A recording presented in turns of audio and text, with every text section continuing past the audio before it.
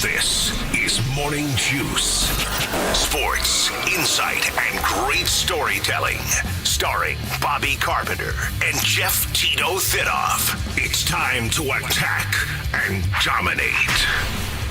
All right, it's a Thursday. Morning Juice. Thank you so much to all the juicers out there tuning in, getting on the chat with us today. We always appreciate that. Got a big show lined up for you today. Albert Breer is going to join us at 6:40. Owners meetings, he was out there for that. Get some insight from him on what's going on in the NFL. Adam Jardy at 7:20 to talk Ohio State basketball. They've got still in the mix for a key transfer. We'll see if Adam Jardy has any updated information on that. Bobby, how are you this morning, my friend? Well, I'm doing great. That off. Wonderful Thursday here. One more sleep till the weekend. As I woke up, people always ask about the morning doing this show. And, you know, is it tough? I said the hardest part, Beam and I always say the hardest part is getting out of bed. Once you get out of bed, the day's going, you're getting rolling. So excited for everything that we've got going on today. Should be a fun time.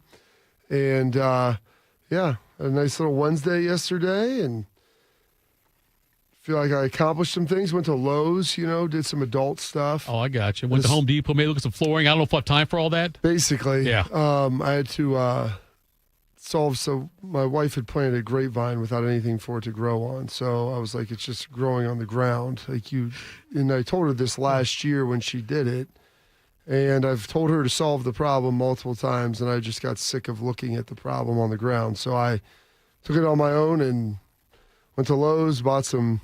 And I went there without knowing a solution for it, trying to look at the different products they would provide and how can I solve this as I'm doing some engineering in my head for this to work. My parents grow grapevines. My brother, his father, his wife's stepfather, they have a big deal out at Valley View, which is awesome, golf course in Lancaster, and they put a winery around it, nice restaurant. All this. So they have vines out there, and he helps manage that. And they're like, oh, just ask George. I'm like, George, they plant these with purpose of what they were doing. You just put this in the ground. Right. And there's nothing around. Like, I'm going to have to construct it around it as opposed to doing it preemptively. So I did get that done yesterday, and I feel pretty good about that. So that's something else I can cross off my to-do list. Was there a fight? No, there was no fight about it. I know if you were upset, if there was something like that, my wife and I would fight about it probably. I just have told her multiple times, what are you going to do about this? What are you going to do about this? What are you going to do about this? Probably about once every 2 or 3 days for the last 2 months. And that sounds like a husband. Courtney doing something like that. If you leave there long enough, somebody will pick it up. Yeah, that's terrible. I understand. I mean, I married a woman, not a dude. And so I would like to live. I didn't want to live with college roommates. I got you. My college roommates anymore. I understand. So I'm not the neatest guy in the world, but I don't walk by things that don't. My headphones just went out. So they went out? Yeah, that's great. I can hear you, Bobby. Yeah, you can hear me, but I don't walk by issues I don't know why. I guess it's restarting. I don't walk past problems hoping for someone else to solve them or thinking that'll just get solved later, or maybe not be aware of them. I guess this box is restarting now, so I have no idea what's going on. All right. Reds fell to the Pirates 3-1. The Reds are off today. They celebrate Hunter Green's return from the IL in Chicago against the Cubs at 6:40 on Friday. By the way, since April 21st, Bobby, the Reds have faced 3 teams that are currently in last place in their respective divisions, the White Sox, Marlins, and Pirates. They are 3-6 in those games. They just lost 2 of 3 to the Pirates. Here we go. Despite giving up just 5 runs. Yeah, you love that offense really coming to play for you. Yes, it is. Matty was ready to print the shirts after they beat the Tribe and thinking, they'll take down the lowly Pirates. I didn't celebrate that Guardians sweep. I knew there was trouble on the horizon. Big Reds fan. I was telling you, I knew there was. Reds fan, look, it's a long season. It's a marathon, not a sprint, Bobby. Pacers over the Knicks, 138 to 135 that was awesome. in overtime. Did you see when Halliburton made that 3 and then did the choke sign? Did the Reggie? Oh, yeah. That was fantastic. I love things like that. Pacers steal home court advantage. They win game 1 of that series. Minnesota and OKC play 8:30 tonight, the first game of the Western Conference Finals. Dallas over Edmonton 6-3, first game of the Western Conference Finals there. Florida and Carolina play tonight at 8. Florida leads that series 1-0. Jim Irsay passed away at 65. I don't know if you had much interaction, or did you have with Irsay? I've only been around Irsay a handful of times. and never really having any personal interaction with him. I had a lot of friends that played for him. The stories that came out of there about him are awesome. I mean, he's tried to position himself and his franchise as like a beacon of stability, and him being this altruistic owner. And listen, everybody has demons. Everybody has their own issues. Sure. But I mean, he's like the real life Tommy boy. I mean, he got his team from his dad. He got his team from his dad. He's had massive substance abuse issues, which that's a real thing, and he's gone to rehab multiple times.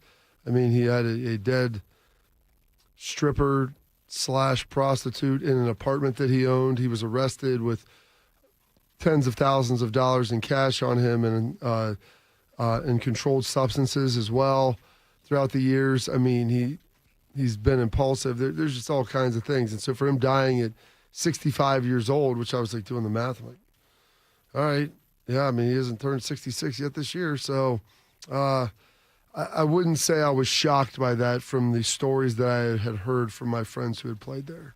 So passed away in his sleep, age of 65. It's a good way to go. I mean, probably I don't want to do this today, Bob. I don't want to do all the reasons why it's better to die in the plane crash or in your sleep. Are you concerned about dying in your sleep, Thidoff? It's morbid. Let's be uplifting. I mean, just ways to, I assure you of this. Yes. Anybody that is watching or listening to this yes. will have the same conclusion to their life as you and I. They'll be dead. Shark, yes. At the hands of my wife. I didn't say the hands of your wife. Everybody's path and journey is different. And so I guess if you're looking at ways to go, I mean, 65 and owning an NFL franchise and partying your way right to the doorstep, that sounds like a great way. 65's young. Yeah, well, he didn't have a chance. He's an old 65, though. He's an old 60. I would have guessed he was 75. Yeah, based upon his appearance. He was not. He looked like he. Someone tweeted out him like, this is the thing. Like, I mean, he's the real life Tommy boy. Like, he was at some sort of like powerlifting event that I saw online. Like, oh, Jim Irsay squatting 525. I'm like, bro, you got knee wraps on for 525. You're at some sort of powerlifting event. That's kind of embarrassing. Yeah. I mean, I squatted 500 pounds when I was like in high school. So what are we talking about? What my record is. Well, but you're also not going to powerlifting meets. Yeah, right. People that meet, right? That's some sort of like something that's aspirational. I don't know. Like I looked at that like we're gonna hype this guy up as if he's some, beacon of the truth. And I mean, he is what he is. He's a guy that inherited his team from his dad. Right. Stumbled into Peyton Manning and Andrew Luck. Yes. Told Peyton Manning when they drafted Andrew Luck, hopefully that will. And I can't remember the exact verbiage, but like get more out of you than Peyton. Oh, good Lord. How Peyton only won one Super Bowl for Indy, so that really didn't fulfill the prophecy and the legacy that he had hoped to leave. And so with all that stuff, I'm like, dude, somehow they got this guy, and you know who they get now? Anthony Richardson. You get exactly what you deserve. So as he died, that was the last quarterback that they had drafted high overall, a guy who's tapping out at the end of a game because he's, quote, tired. And signed Daniel Jones also. That was the other thing, signed Daniel. I just saw a thing with Daniel Jones's numbers and Trevor Lawrence's numbers, and they're fairly similar. I didn't really. It's hard to believe. Oh, it's not that hard to believe. I wouldn't say they're congruent, but they are very similar. All right, Bobby, make us smarter. Time to get smarter. Morning Juice presents Today in History. Here's your professor, Bobby Carpenter. Take it away, General. Yeah, I mean, you're supposed to. I didn't say yesterday. You just went right into it. I don't know. I apologize for that. That's okay. It's not. Can you hear now, Bob? Yeah, they came back. I don't know what happened. The box reset, which was great during the show. Hopefully that happens a lot. This day, Thursday, May 22nd, 142nd day of the year, 223 days remaining in this 2025. This day, 1807, a grand jury indicts former Vice President Aaron Burr. What do you think he got indicted for, Thidoff? I think he shot somebody. He did. Yeah. He killed Alexander Hamilton, who was the current Sounds like an indictable offense. Current Secretary of State on the White House lawn. It was not an indictable offense. Was theirs a duel, though, when he shot him? Like a little 8 paces? Back in the day when you challenged somebody to something, you got all that was coming to you on the other end. Like, watching the Kenny Peterson video, dude, if you spit on me in a parking lot and I want to whoop your butt and pull you out of a car, and you should be able to do that. Like, once you start something, bud, the wheels are in motion now. That was not what he was indicted for, though. After that deal, he left. You know this, Shark? Was Lewinsky involved? Treason? He was indicted for treason. Oh, was he? Yeah, he had tried to subvert the Louisiana Purchase and become governor, king of the territory, and he was talking to foreign nations about it. Oh yeah. If you go down the wiki wormhole on it, I was like, oh, he was indicted for killing Aaron Burr. That's the logical thought. Nope. Bad dude. Dueling was legal in New Jersey, but not in New York. So they had to go across the river. Let's take it outside across the river. Yeah, but by the way, how many steps? It was 8 steps usually or something like that, 10 steps, 5 steps, whatever it was. Was there some kind of referee there? Because I would take 7 and turn around and start firing.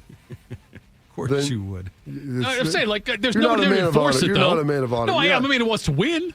Well, that's fine. Then maybe someone else will just shoot you right there for cheating. That's what I'm asking. I didn't know if that was if we have any. There was a gallery. I'll tell you that. There was people there watching. Nobody videotaped it. No instant replay? Unfortunately. It's amazing no one posted on TikTok. Yeah. I was hoping to see that. This date, 1849, Abraham Lincoln has issued a patent for an invention for lifting boats up out of the river.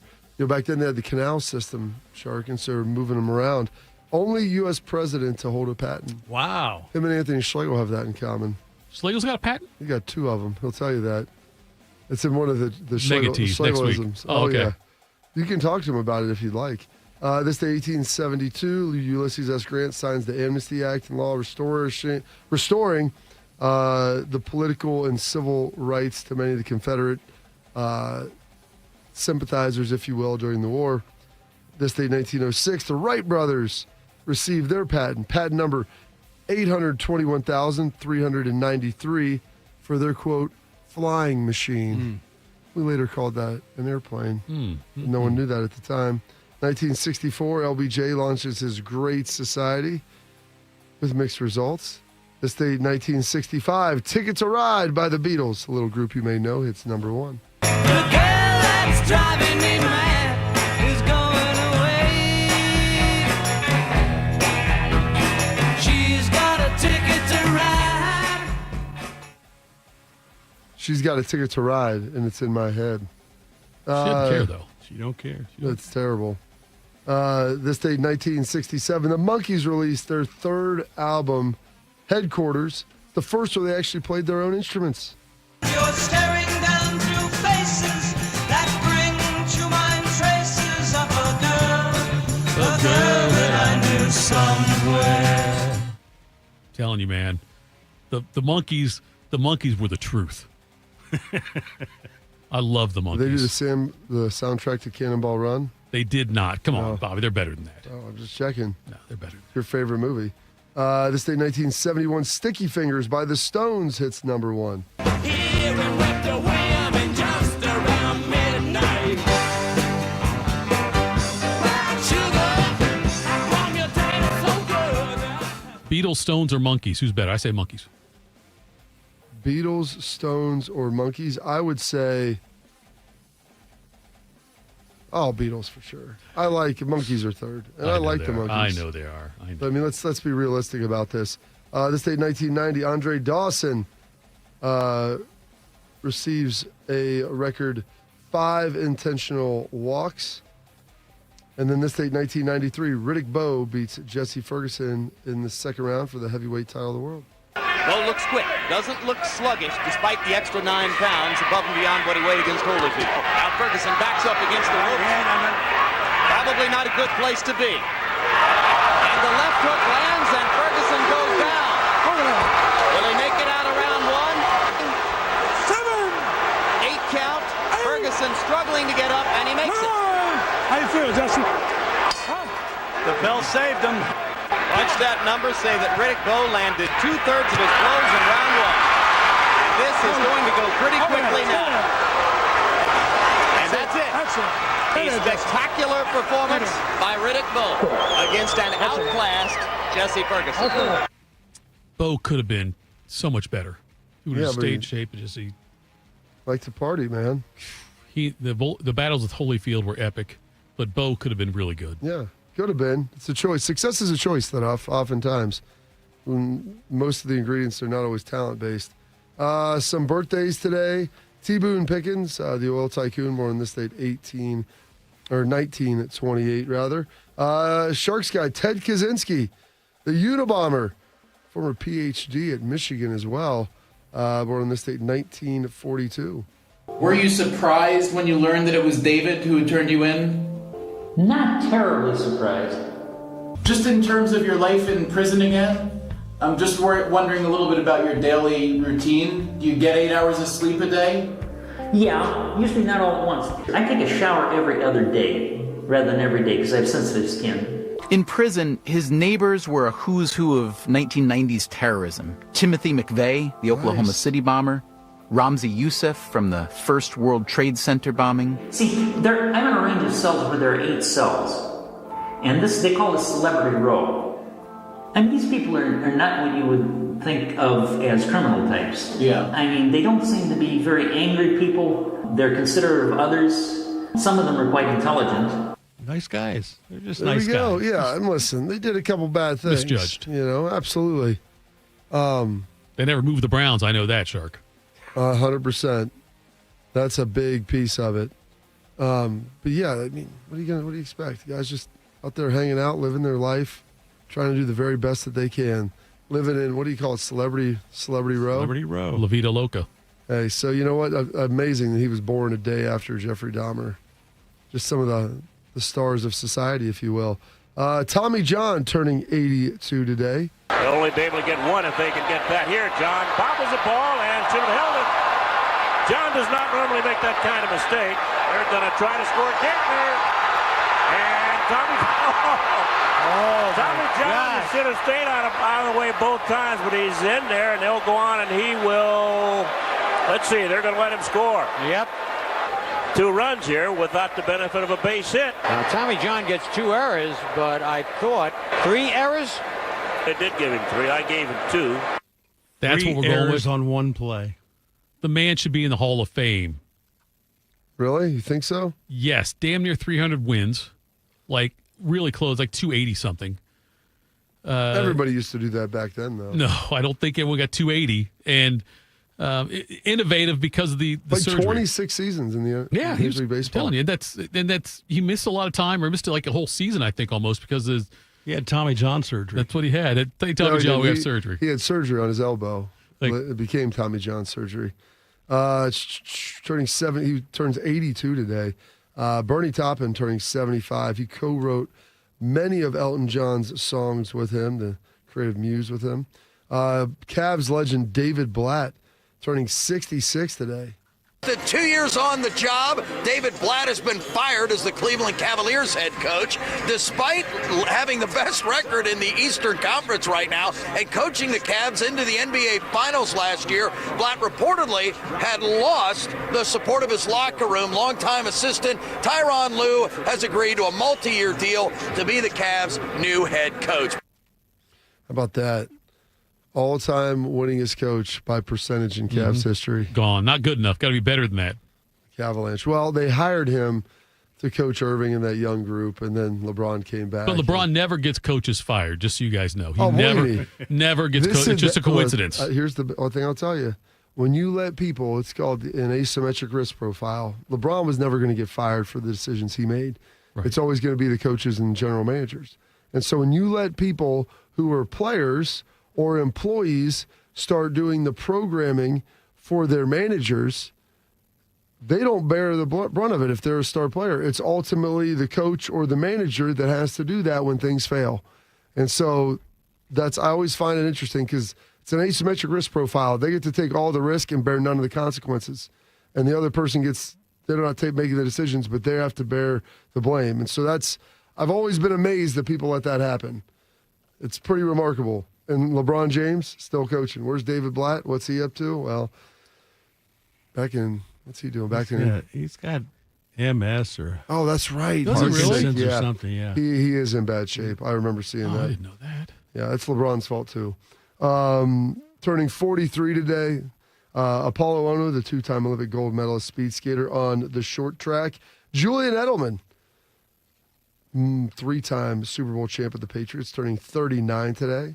He's talking about Bill, of course. The way he makes fun of guys, it's extremely funny and demoralizing. If you dropped a ball on the flat or something, he would sit there and he would rewind it. And this is in front of the whole team. 100 guys, because you got coaches and all the people, upper division there. And he was sitting, he would rewind it like 3 or 4 times, right where the drop is, right where the drop is, right where the drop is. And he'd be like, you mean to tell me you can't make a wide route catch in the National Football League? We got kids in Foxborough High School that can make this play. I thought about Bobby. Ernie and I could go down to Foxborough High and go find ball better than that. And he'll do it just without saying a word. Rewind, rewind, rewind, rewind. Are you kidding me, Julian? What is this? Just catch the ball. I'd love to do a segment once in a while called Is He in Bobby's Phone? Do you have Edelman's number in your phone? Ooh, I don't. I know at one point I did. Well, you would have deleted him for some reason? Well, Why would you delete Julian Edelman? I've gone through a number of phone iterations, and I didn't always have a smartphone. I didn't get an iPhone until after I got out of the league, and so I don't know. I saw him. I was on Get Up. I'll have to check and see if I got it. I mean, I'm one text away from being able to get that. I'm sure you are, but I didn't know if you had it right now. Maybe that's the better game. What's that? How many texts would it take for you to get to that person? Do you have Aaron Rodgers in your phone? Yes. Do you have Brady? No. So you think Rodgers is a better quarterback? No, I'm just closer. Okay, I was closer to Aaron earlier than I was to Tom. Julian Edelman, quarterback. Yes, Kent State. Kent State, yeah. I do not have Tom's and I do not have Julian's. Oh. I may have. I think I know I had Julian's at one time because I used to give him rides home from practice because he didn't have a car. He would ride his bike, so if it was raining, I would pick him up. Edelman, you would? Yeah, in the offseason. Did he have a car? No, he'd ride a bike. Is it because he couldn't drive or because he... No, because it was there, it was like his second or third year when I was up there with him, and he's like, I'm saving money. He's like, I don't want to waste my money on a car. So I might ride my bike in here someday. I mean, listen, Foxborough, Massachusetts is like living in Marion, Ohio. Like, there's nothing there outside of Patriots Place. So, like, it's a small town. So, like, guys live close. You pick people up on the way to the facility and everything. It's kind of wild. Yeah, so I would give him rides home to and from when it was raining. And I had a truck, so I used to be able to throw, like, it was usually on the way back. It's like, hey, man, it's raining. Can I throw my bike in the back of your truck and drop me off? Yeah, no problem, dude. Do you want to carpool with me going forward? I know, because you're out of the way coming here. Not that much out of the way. Yeah, you're north. I dump right on. It takes me, in the morning, I've made it here in less than 7 minutes before. When pressed into action. Gotcha. Novak Djokovic turning 38 today. I don't like this kind of a mindset that I see a lot in sports, like just think positive thoughts, be optimistic. There is no room for failure and stuff like this. It's impossible to do that. You are a human being. The difference, I guess, between the guys who are able to be biggest champions and the ones that are struggling to get to the highest level is the ability to not stay in those emotions for too long. So as soon as I experience it, I acknowledge it, I maybe burst, I scream on the court, whatever happens, but then I'm able to bounce back and reset. What's amazing is I was going to send you that, Shark. That's the one? Yes. I was listening to that. I think I have it saved in my phone because just talking about handling adversity and how he was able to do that while he was on the court. Hearing him talk, doesn't sound like he's from here. He's Serbian, I believe. Okay. And then, ironically today, Anthony Richardson turns 23 years old, the Colts quarterback-ish. Right. Starting or backup quarterback. A guy one of their top two.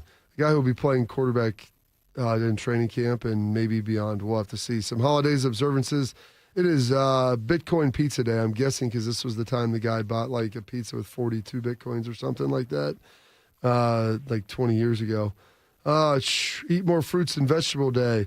National Buy a Musical Instrument Day, National Vanilla Pudding Day, so a big day for our 46th president, National Solitaire Day, Sherlock Holmes Day, and World Goth Day. And those are your historical events, your birthdays, your passings, your holidays, observances for this date, May 22nd, 142nd day of the year, and 223 days remaining in this 2025.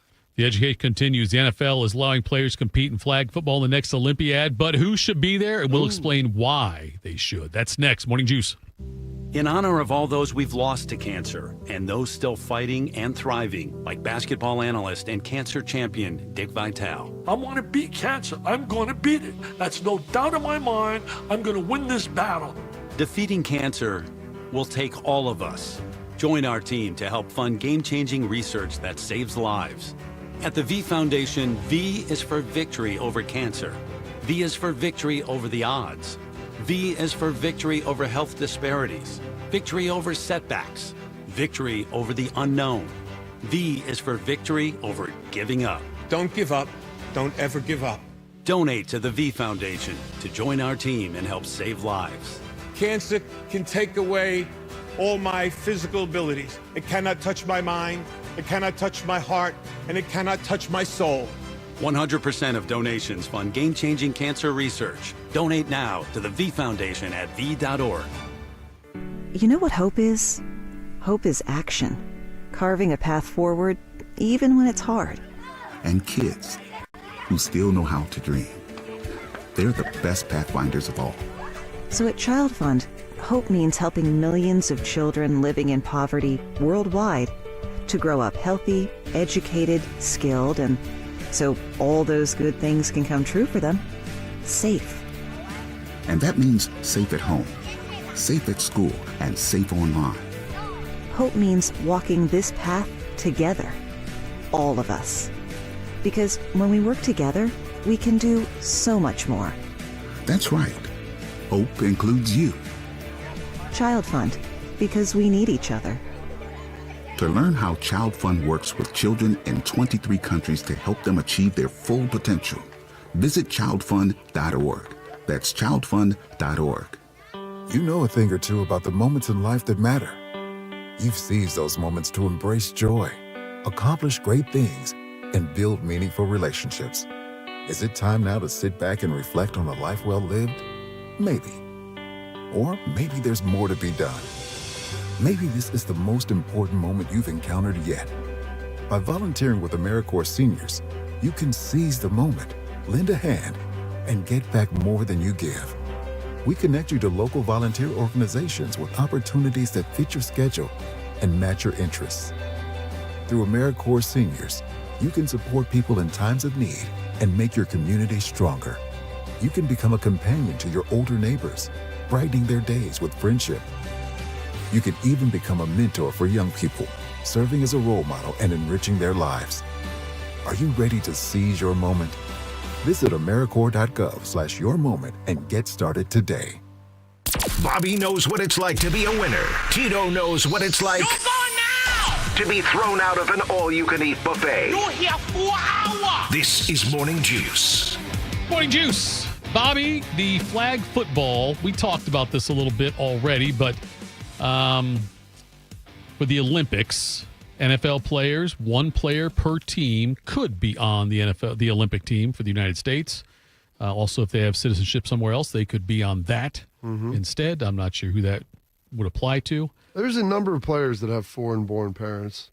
There's not that many foreign-born players in the NFL, but there are some that have foreign-born parents that would have the ability to play. Whether the thing is, those most of them are kickers, though. Well, no, I mean, there are kickers that have that, but there's a number of players but their country would have to be willing to put together a team, and allocate the cost to it associated with it and everything else. So I don't know if that would happen, but there's a number of guys who I played with who have parents that were Haitian or Bohemian or whatever it may have been.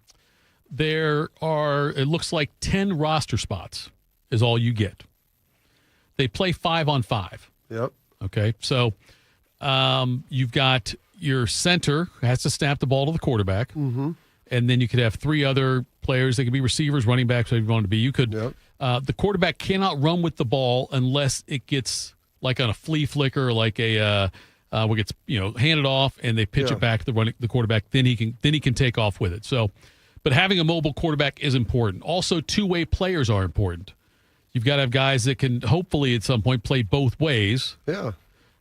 And so when it comes around to this, I'm curious, and I saw this article in Athletic, I think it was The Athletic or CBS Sports, one of the other mentioned how, some of the older guys, because this isn't until 2028, so we're still a few years away. Yeah, it'll be tough for them to. Jeremiah Smith could play, though. Yeah, there was a tweet that came out that said probably a half of the guys that will be playing in this will be currently college players. And I'm trying to think, like, Travis Hunter's going to be a stud in this, right? Assuming this is what he wants to do. Yeah, I mean, if he wanted to do it, though, like the guy who can play both ways on that one. He would be someone that would be very advantageous to have on. How many teams are you allowed to send? I didn't see that. I don't know if they plan on sending more than one or not, though. I don't know. For volley, like some sports, you can send multiple teams. Now there's a cap on it, whether it's 2 or 3. If they sent 3 teams from the U.S., they would win gold, silver, bronze. I'm guessing that's not very fair. What is fair? I think the interesting thing's going to be who's going to win the silver. Yeah, Canada. This is like the Dream Team thing in '92, right? Yeah, I would imagine. Where it's we already know going in. Yeah. Right? We know going in what's going to happen there. There are 2 primary positions on defense, pass rushers and defensive backs. There can be a maximum of 2 rushers on any given play.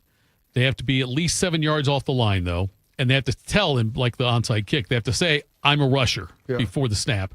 And then, but like I say, there's lots of things they can do as far as they could line up with all 4 players in the backfield on offense behind the center and mix it up that way as well. Mix it up that way as well.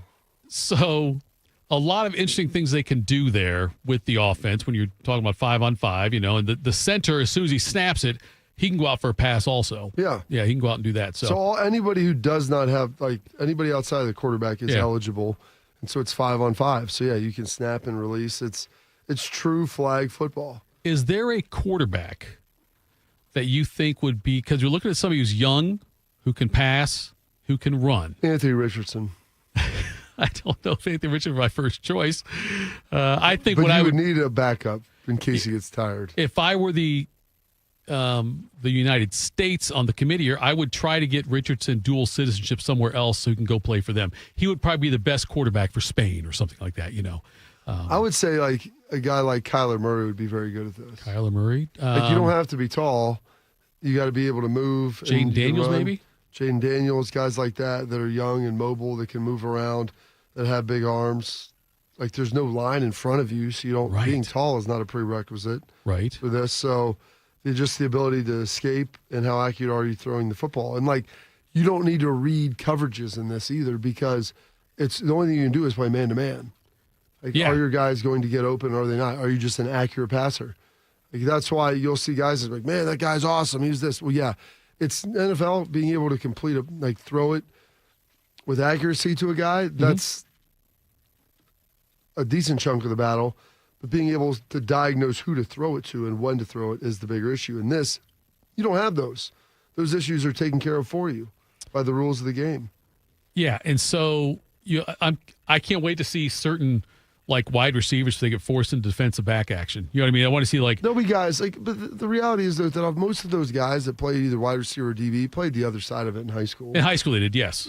So the guys that they're going to be going against, I mean, and they screw around in practice, and guys will guard each other and flip around and do work on the opposite side of the ball sometimes. So it's not like it's something that happens all the time. But you're talking about some of the most elite athletes in the world, and some of the guys, granted, struggle when you would flip them over. But there's a lot of the other side of the ball. But there's a lot of dudes that they can handle both sides. It's just a function of choice of where they chose to direct their efforts. I remember the Dream Team in '92 and the way the fans reacted to them, the way other teams reacted to them. You had teams you'd have guys who want people to take pictures when they're trying to guard Barkley or something, and they would, they'd ask for pictures after the game with players, sometimes before the game with players, and the love that was shown to that Dream Team all across the world. Do you think this will have in basketball, it was a huge step internationally for basketball when that happened. Yeah, but there was already international basketball. There was. Played. But do you think there'll be we had won almost every gold medal up to that point. We'd only lost twice. We get a bronze in '88, and then get a silver to the Soviets in 60 or something like that. We got ripped off in '72. Well, 72. Yeah, of course that. But do you think could it have a similar effect with this? I just don't see it, because the basketball players. Well, where was this? Where was the 1992 Dream Team set off? Where did they play the Olympics? That was in Barcelona. That's true. Yep. Where is the 28 Olympics going to be? Yeah, it's in LA. Yeah. Okay, It's so here. you're not going to really have the international flavor from the fans. Granted, there will be people that will travel Sure, here, yeah. and it will be broadcast in other countries. But having it in Europe, where you have access to, in Spain, where you have access to all of Europe coming through, probably parts of Africa, people from Africa coming up as well. That's a lot different than being in Los Angeles. Sure. Los Angeles. I didn't know if, globally, though, if it will be, how people are going to accept it, perceive it, and watch it. And the way the Dream Team was different was obviously they had guys that were, in basketball, breaking news, you can play older and still be very effective. You had a very old Larry Bird there. You had some players that had already established themselves into Hall of Fame careers that were going to have Hall of Fame careers and whatnot. And we talked about, everyone was going for who's going to be in second place, who's going to win the silver. They won't have that kind of a with the NFL, it's a lot trickier. You got to have younger guys, like we mentioned, Jaden Daniels or Kyler Murray, whatever. You could have whoever you want. As a quarterback, you could have an older guy out You there. could, but Mahomes would not be as good of a quarterback out. And maybe it doesn't matter. It probably doesn't even matter. Like Mahomes, though, would not be as good of a quarterback, I think, as Daniels or Murray in this format. I don't know about Might not need it, though. That's what I'm saying. I mean, to judge how much better someone would be than someone else in this, I don't know how to do that. I think Mahomes would probably be one of the best guys you could choose, and he still moves pretty well. Is he as dynamic an athlete as the other two? No, but he never has been, and he's a little bit older and a little bit thicker in the midsection now. But, would Travis Kelce be as good as, I don't know, pick a young tight end, David Njoku? Probably not at this point, but he would still be able to do anything he wanted out there on the field. All right, make sure you stick around, folks. Coming up next here in just a few minutes, we will be joined by Albert Breer and from MMQB. We'll do that next. Morning Juice. Hey, it's Bobby Carpenter. I know firsthand what it's like to battle through joint pain. After years of the hard hits and the wear and tear on the field, I thought pain, it was just going to be something I had to live with. Let me tell you, that's no longer the case thanks to QC Kinetics. For over 8 years, QC Kinetics has been leading the charge nationwide in non-surgical joint pain relief, helping over 50,000 patients get back to doing what they love, pain-free. Whether it's your knees, back, hips, shoulders, you pick it. If joint pain's been slowing you down, you need to hear about what Dr. Aaron Walkoff and his team in Columbus are doing. They're using cutting-edge regenerative medicine, natural biologic treatments with powerful healing properties to repair and restore damaged joint tissue. No surgery, no drugs, and no downtime. Just real results. The kind of treatment I wish I had access to during my playing days, and now you do. Imagine this summer playing around a golf, chasing the kids, and just enjoying a walk without the pain. Go to qckinetics.com/Columbus or call 380-228-4544. They now have offices in Grove City and Canal Winchester.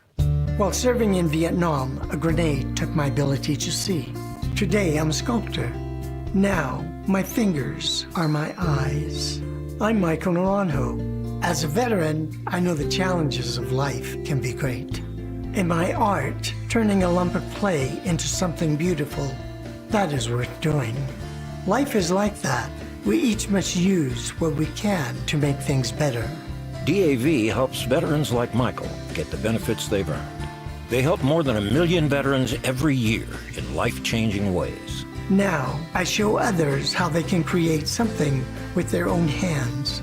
I know it can do a lot of good. With support from DAV, more veterans can shape their lives into a thing of beauty. My victory is bringing beauty into the world. Michael Naranjo, may your victories inspire many more. Support more victories for veterans. Go to DAV.org. 1 in 4 Americans today are living with a disability. I'm one of them. I care deeply about creating a world we can all fully participate in, free from stigma, misperceptions, and barriers. And we've got a trusted ally on our side, an organization we can rely on, Easter Seals. Rooted in communities nationwide, Easter Seals helps empower millions of people, regardless of age or disability, through its life-changing services and powerful advocacy. Today and every day, Easter Seals is leading the way to full equity, inclusion, and access to healthcare, employment, and education for people with disabilities, families, and communities. That's my Easter Seals. Make it yours. Learn more and get involved at easterseals.com.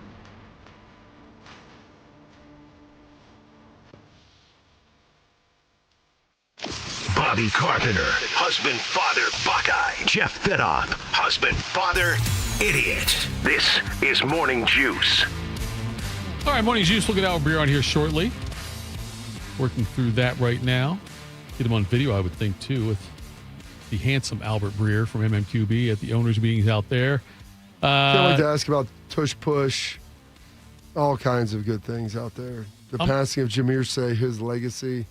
What else do you got? Flag football. What's on your mind? Your list of questions for Breer. I think there's a follow-up on those 80s movies we talked about last week. Maybe we'll not do that this week. But no, I want to know the Olave rumors to the Steelers. Were the Steelers interested where that was at? Is he at the owners' meetings, Albert? I believe he is. It's a great question. So it's only 5:40. I told him 6:40. I wonder if he thinks Central or Eastern.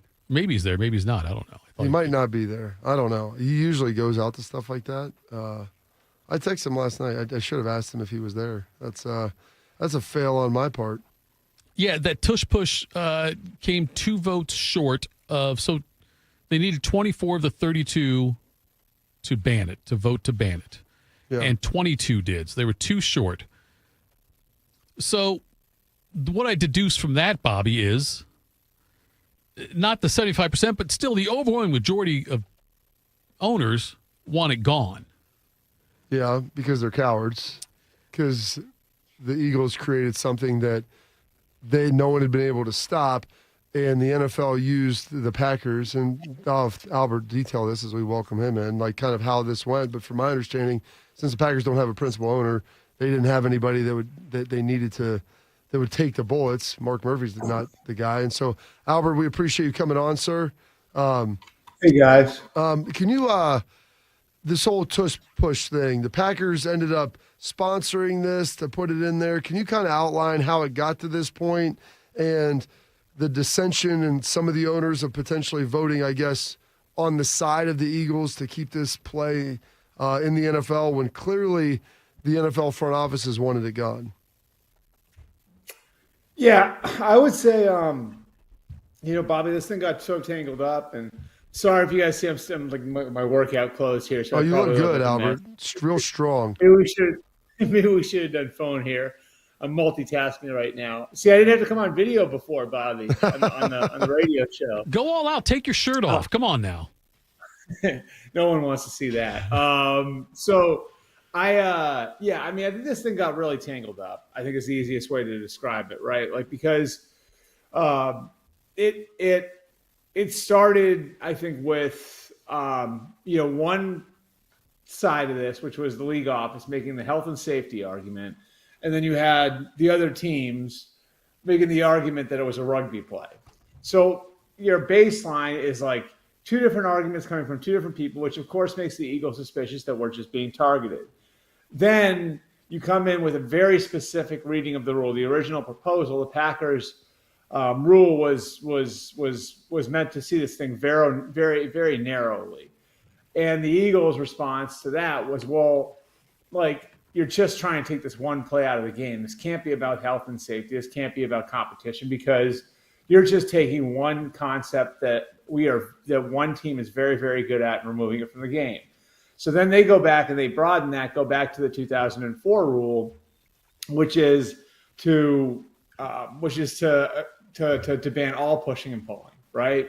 Which actually was taken out of the rule book in 2005 because it became too hard to officiate that downfield when you had scrums and guys that come running in. They determined it was too hard for the officials to look at it and determine whether or not a guy coming flying in was blocking or pushing a teammate. So they wanted to make that more black and white 20 years ago. And so they make this thing more broad, and that helps with some teams. But then some other teams are like, well, hey, I don't want you legislating effort out of the game, right? Like, I don't want you legislating, guys doing some stuff downfield, because now this thing is very broad. So I think the reality is, like, you know, what everybody should take from it is the league twisted and turned and pulled and pushed and tried to do something to get this taken out of the game. And I think it sort of laid their intentions bare, you know, which was come hell or high water, we're getting this out of the game, which I don't know, that kind of turns me off, you know, to the whole idea, because if, you know, like their intention is just to remove it from the game and they don't care how it looks and they don't care how it's dressed up, well, then I think we should all have a problem with that. Do you think, Albert, they'll vote on it again? Like next year there'll be another push for it and they'll vote on it again? Yeah, I mean, I think it depends on how the year goes. You know what I mean? Like, I think it's easy to say yes because the league office really wanted this and Roger really wanted this. But I would say we still have 272 games to play and 13 more playoff games. And I don't know how all of that's going to go, you know, like, so it could be that someone figures out how to stop it and then people copycat that. And by the time we get to November and December, nobody's talking about this anymore, you know? So I just don't know how the season's going to play out. But, you know, if we have another season where the Eagles are like unstoppable doing it and no one else is running it, then, you know, I bet it would probably come up again. And then the wild card, of course, is if somebody gets seriously injured performing it. Well, I think the injury piece is real if that's factually accurate. But Albert, forgive me, but as to my knowledge, they were never able to produce any information talking about how it was a play of more significant risk. So, I mean, when that's the case, like you're saying it's more dangerous. The NFL is great at collecting data, but yet you're not able to present any of it. I think that there was a hole there. Right. And Bobby, that's like what Howie Roseman said in the meeting in March. You know, he stood in the middle of the room and said, okay, like if this is a health and safety thing, then show me the injury data. And there is none. Now, what Dr. Alan Sills, the chief medical officer of the league, would respond with and did respond with was that, yeah, there hasn't been an injury yet. But when there is one, based on the posture of the quarterback, based on the posture of some of the linemen, I mean, you could be talking about a catastrophic head or spine injury, you know, so that's part of it too. And here's the other part, Bobby. I think you and I both know this, like the league is run by lawyers, you know, and I think once that cat is out of the bag, once it is reported and it is out there that the league is saying we are concerned about a catastrophic injury and no rule goes into place. If someone suffers a catastrophic injury, that's probably going to put them at a huge amount of liability, right? Because if you were talking about it and then you didn't vote to put a rule in and then someone got hurt, I mean, I'm not a lawyer, but I would say that probably puts the league at some sort of liability there, which, you know, again, like because there are so many lawyers in the league office, those can be driving factors for the people in Park Avenue.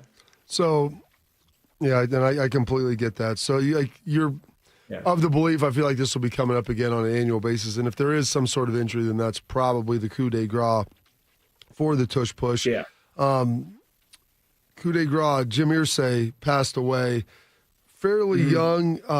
What's his legacy? Albert, how are people going to remember Jim Irsay?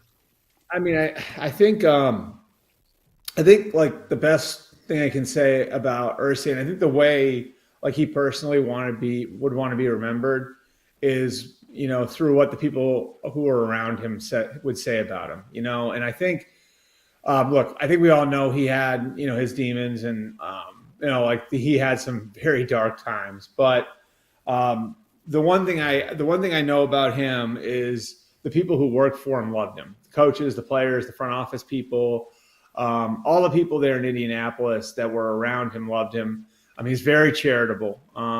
You know, I think because he had his own battles with mental health, that became like a real crusade for him. And I mean, I wouldn't be surprised if, you know, his donations in that area were in nine figures. I mean, he did a ton to try to, you know, help with research and help, you know, create awareness of, you know, and acceptance of mental health issues and dealing with them. So I think at his core, he was a good man. And I think the people around him would tell you that. And I think the people who worked for him 100% would vouch for that.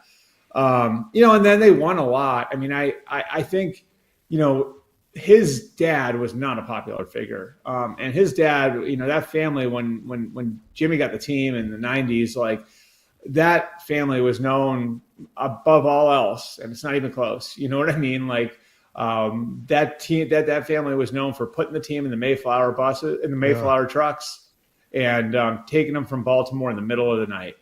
And I don't think anybody thinks of that anymore when they think of the last name Irsay. And it's because of, I think because Jim was eclectic and different, just as passionate about music. He had a Jerry Garcia guitar in his office, just as passionate about music as he was about football, and passionate about people too. And like I said, they won a lot. Like, I think, if you think about, when I was a kid, I don't know if this happened with you guys at all, but like when I was a kid, my dad would always refer to the Colts as Baltimore, right? Like it was just, it took, like, he just never kind of like clicked for him to start calling them Indianapolis. But I think that was Irsay's impact, was really just sort of creating a foundation in Indianapolis and creating an identity for the Indianapolis Colts, probably starting with his first year in charge when Jim Harbaugh, the captain comeback year, led them to the AFC title game. And then, of course, making the playoffs 12 times. I think it was 8 division titles, 2 conference titles, and a Super Bowl title with Peyton Manning, Andrew Luck, building the stadium there, getting a Super Bowl there. I mean, establishing Indianapolis as a very viable NFL market. We all go there every year for the combine, of course. And I think his legacy is complicated for sure. But I think deep down, there's a good man who loved his team, loved his players, loved people, loved his family. And I think that's what he would hope he could be remembered for. MMQB's Albert Breer joins us here on Morning Juice. During your days now, when we're still waiting on Aaron Rodgers. There was a rumor about Olave, maybe the Steelers having interest. Are there other moves, other things you're watching, and you're making phone calls about to see, is this guy going here? Is this team doing this? What's interesting was, I think that there were a few just rumblings out there that there's still some receivers available. I know, talking to the Cowboys, they had like a handful of guys that were on their radar when they made the trade for George Pickens.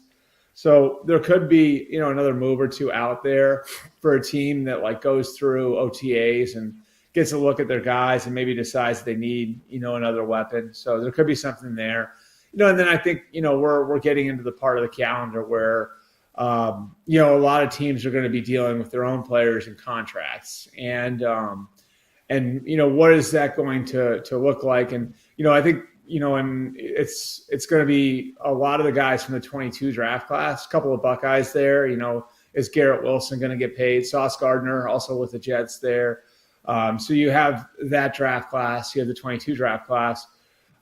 You have Micah Parsons. That's, a big lingering contract situation where, I think he expects to become the highest paid non-quarterback in the history of football, which now would mean making more than $40 million per year. Terry McLaurin is another one that I think, you keep an eye on. He was one of a couple of guys that got paid a few years ago in his draft class at his position. And, those guys all did 3-year deals. And DK Metcalf got traded from the Seahawks to the Steelers. Deebo Samuel got traded from the Niners to the Commanders. And now Terry McLaurin's the other one. Now, I don't think McLaurin's going anywhere. But I think he certainly deserves to be rewarded. And this is why you do this short-term deal that he did 3 years ago. So the contract situations are really the big thing. Aaron Rodgers, of course. And, then it's sort of, for me at least, it's trying to figure out and talking to people, figuring out which young guys, look good and maybe look like they've taken a step when OTAs start in a couple weeks. What is the outcome of the Hendrickson situation down in Cincinnati? I would say that's still unpredictable, Bobby. I just think so. That one is, I think you have a player who who has like been dealing with this for 2 years now. They did the Band-Aid deal 2 years ago. Last year, he wanted another correction. He didn't get it. So, like, if you're him and you've kind of taken on all that additional injury risk while not getting what you wanted, you're probably not taking a hometown discount.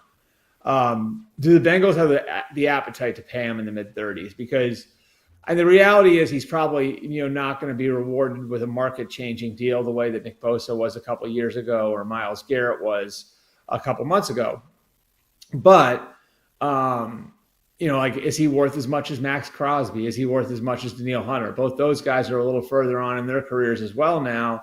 And both those guys got extensions worth, that were in the mid-30s in new money per year. So do the Bengals have the appetite to pay him $35 or $36 million a year?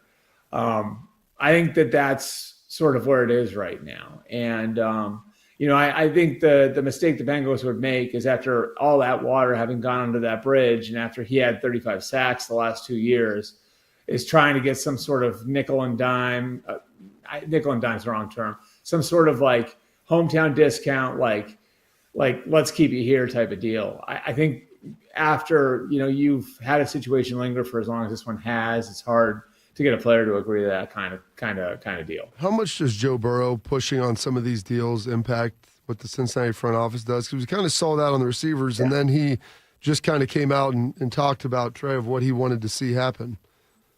Yeah, I mean, it's a big part of it. I think, Joe, I can still remember, like, this was, 4 years ago now during their Super Bowl run, talking to him, a couple times during the regular season, then into the playoffs. And, what he kept saying was the old Bengals are dead, like the old Bengals are gone and we're going to reimagine what the franchise is. And I think he took a lot of pride in how they were able to sort of change the perception that year of what the Bengals are. And he's worked really hard.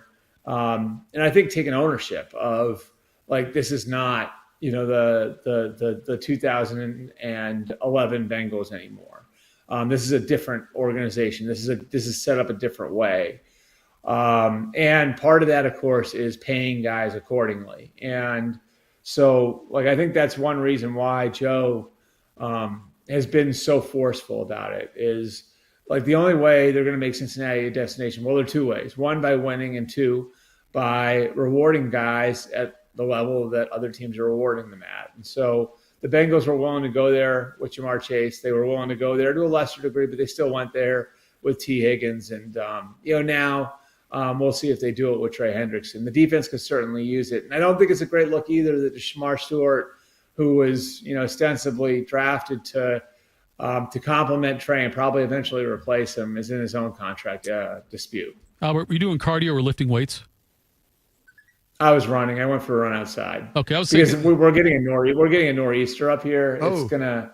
I think we're getting the weather maybe you guys just had, right? Yeah. Like, so I tried to beat the weather. I think the rain's coming here very shortly. Okay, I'd like you to get a treadmill or get some kind of weight set up in your office there, and I want to next week do the interview while you work out. I think that'd be a fun thing to do. See you pump an iron or see you running while we're asking you questions. Are you open to that? Bobby, can we get Schlegs to help me out and send me some stuff? I could get Schlegs. He took care of me. I got a little treadmill in there. Most of these NFL coaches, this, Albert, heck, when they have conversations with you, they're probably walking on the treadmill. Like, all they do is multitask. Oh, so yeah. Yeah, they walk you. they'll have their, like, printouts, the printouts of everything, and they'll be thumbing through them. They're usually walking. They're usually not running. All right, we'll workshop this idea, Albert. Appreciate the time, bud. Thanks so much. We'll talk next week. All right, thanks, guys. Have a good one. You bet. That was Albert Breer from MMQB. Stick around, folks, because I know it's a little bit later than normal, but we're going to hit you with some Roy Jones Jr. jabs next. Morning Juice. Hey, it's Bobby Carpenter. I know firsthand what it's like to battle through joint pain. After years of the hard hits and the wear and tear on the field, I thought pain, it was just going to be something I had to live with. Let me tell you, that's no longer the case thanks to QC Kinetics. For over 8 years, QC Kinetics has been leading the charge nationwide in non-surgical joint pain relief, helping over 50,000 patients get back to doing what they love, pain-free. Whether it's your knees, back, hips, shoulders, you pick it. If joint pain's been slowing you down, you need to hear about what Dr. Aaron Walkoff and his team in Columbus are doing. They're using cutting-edge regenerative medicine, natural biologic treatments with powerful healing properties to repair and restore damaged joint tissue. No surgery, no drugs, and no downtime. Just real results. The kind of treatment I wish I had access to during my playing days, and now you do. Imagine this summer playing around at golf, chasing the kids, and just enjoying a walk without the pain. Go to qckinetics.com/Columbus or call 380-228-4544. They now have offices in Grove City and Canal Winchester. Once there was a man who couldn't stand. A mom who couldn't wait.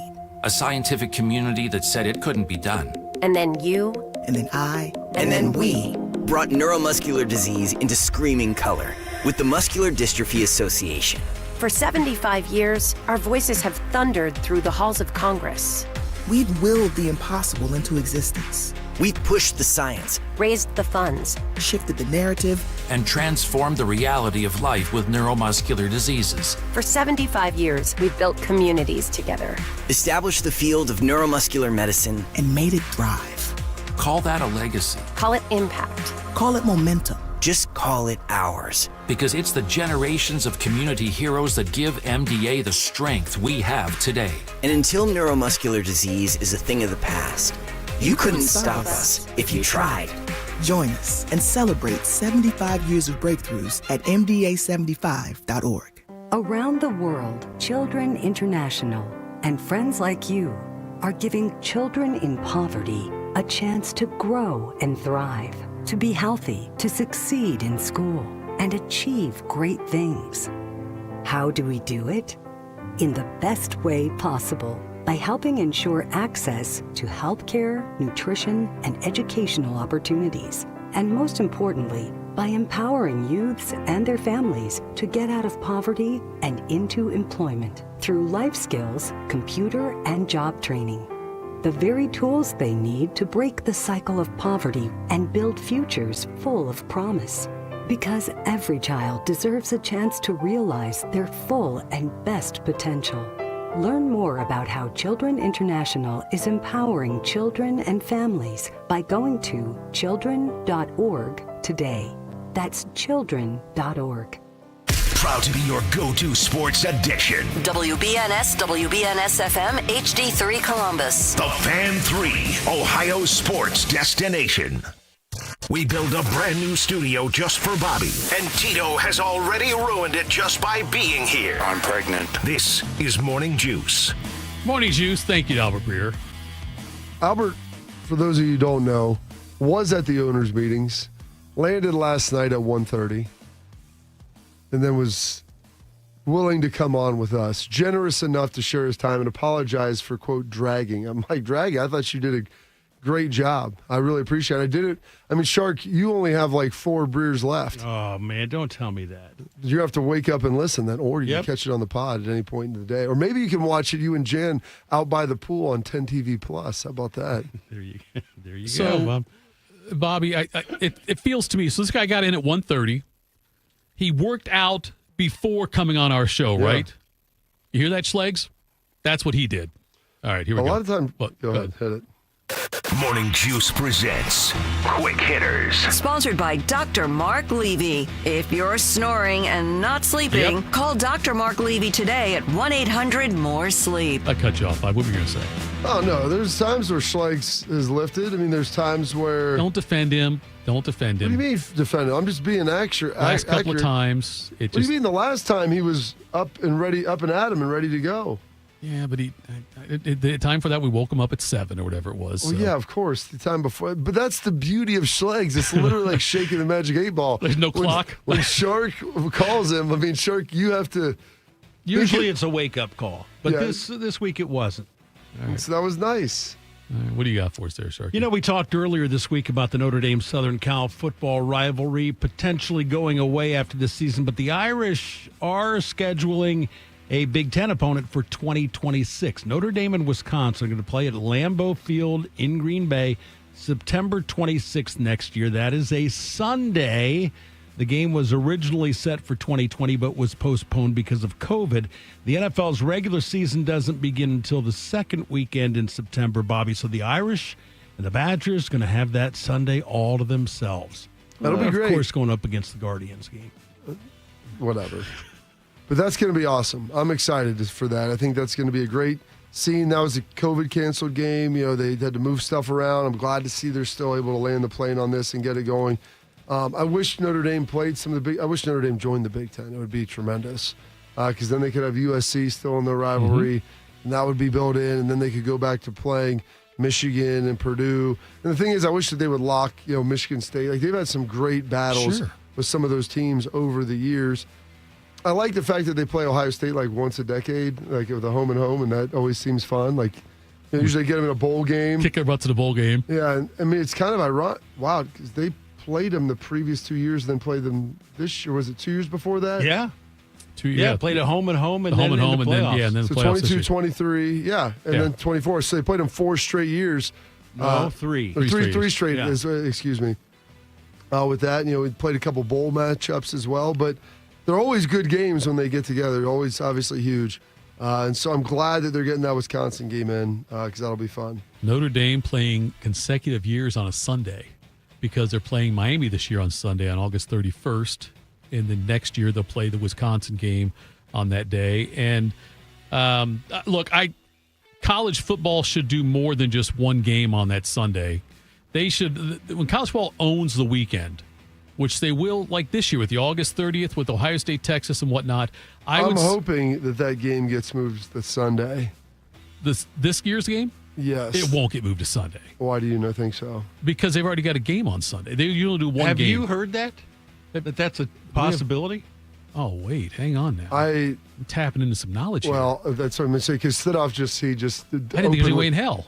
Why not? Who has the game on Sunday? Notre Dame, Miami. It's on, you're right, it's on ABC, I guess, so ABC probably. So. Yeah, so does Fox have a game on that day? I think Fox is doing the Jerry Lewis telethon. Exactly. So I aged myself a little more there, Sharky. That is that is for getting that game off of noon. I think that might be the most likely scenario. Nice. So would you say that it'd be a night game or a 3:30 game? Either would be. Listen, just not noon. It would not be noon on Saturday. Just a Sunday. Sunday. It would not be noon on a Saturday. I'm saying it'd be a 3:30. Get done from church, head over there. There's no better way to end church than to start tailgating for a Buckeye game. This is opinion. This is not insider knowledge. Listen, I have not overtly heard that said. But covertly, you may have. Listen, off the record, who told you? No one has told me anything off the record. Just, you know what, when you're around things long enough, I try to piece together potential opportunities. Now, I'm not saying it's going to happen. I'm just saying that I think that is the most likely scenario. If that game is not, for people to get it off of noon on Saturday, it's more likely, I think, that it goes to Sunday than moves throughout the day on Saturday. You heard Ryan Day tell his wife he can't go to church on the 31st. He's got something going on. Coach, you can't go to church during the season anyway. They're in there Sunday morning. They can't go to church? They're in there 8 o'clock on Sunday morning. There's earlier masses. Really? It's 6 o'clock? There's a 6 o'clock. At St. Andrews, where I go to church, there's like a 6:30 mass. Is that the one you attend? I'm just saying, there's a 6:30 mass. He's seen it on the lineup before. I see it all. I assume there. I wasn't there to witness it, but I think it's there. I mean, sure, they do it. I want you to find out about that and confirm that for me. Well, that last weekend of preseason football in the NFL they don't play on Sunday. Because that's when they have to have the roster set. Their last game is like August 24th in the preseason this year. Yeah. No. Yes. I think it might be earlier. They get 2 weeks off before the season starts. I think. Are it's you August sure? I think Tidoff might be drunk on that, too. Okay, I'm gonna look it up right now while we continue to do this. I'm pretty. Fire me the next question. Listen to me. I would bet Heather's life on it. That's good. Or maybe they're playing August 32nd.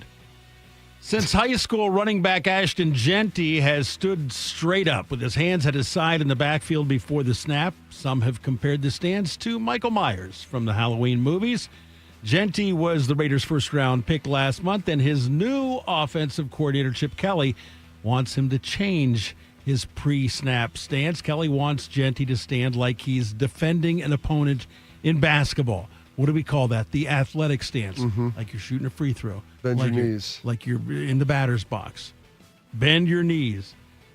Is that a thing or not a thing, Tito? That's the only question I have to ask you. I think it's a thing.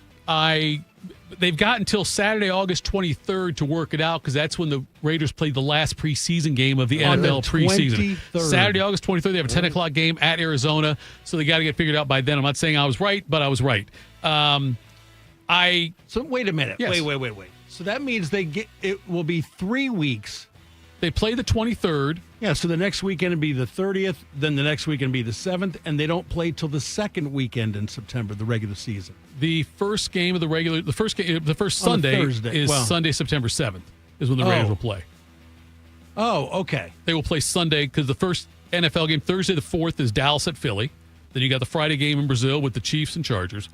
And then Sunday the 7th is the first game. Gotcha, okay. Ashton Genty, 2,600 yards, standing like Michael Myers. I trust in Chip Kelly. They knows what he's talking about. And so there must be a very valid reason for it. But if it worked for him at Boise State, and maybe because, it looked like he lined up back a little further maybe at Boise State than most running backs did. I could be wrong, and He lined up very deep. Okay, optically, that's why I remember that about that. And so I guess that could be the reason why, because maybe he lined up like Mike Myers. By the time he was at the regular spot, he was already bent over a little bit, in more athletic stance. But I don't know if it is going to adjust that much. He's going to have to adjust to the speed of the game anyway, because this is a much quicker game than some of the teams he played against last year at Boise State. So I guess I would call it a minor thing, but I don't think it's going to affect him. I think it's interesting from the standpoint of he'd always done this. They didn't change it at Boise, and he's changing it now. And so, Chip, there's a reason for it. And listen, I know some guys stand straight up, and his argument is probably he's not the tallest guy in the world. He wants to be able to see the defense. But you have to drop to bend your knees to move. There is no ability for you to move explosively with straight legs. There's no potential energy in your body when you're fully erect. You have to bend your knees, getting a crouching position to be able to move. And so how low? Well, can you give me some knee bend? And so Chip probably sat there and broke it down for him, the time lost and the elapse of, hey, you were faster than people in college. You're not going to be in the NFL. This is why you need to do this. And Chip is a very persuasive guy because he's incredibly smart. Do you think he used the words potential energy or kinetic energy? He probably used all of those. What's the difference? I don't know if you guys don't know off the top of your head. You don't have to look it up. I was curious. I don't know if you guys know off the top of your head what the difference was, because I don't know. I used to know that, but I haven't been in high school for 45 years. I got a note on the chat, by the way, that I did not mention the Guardians.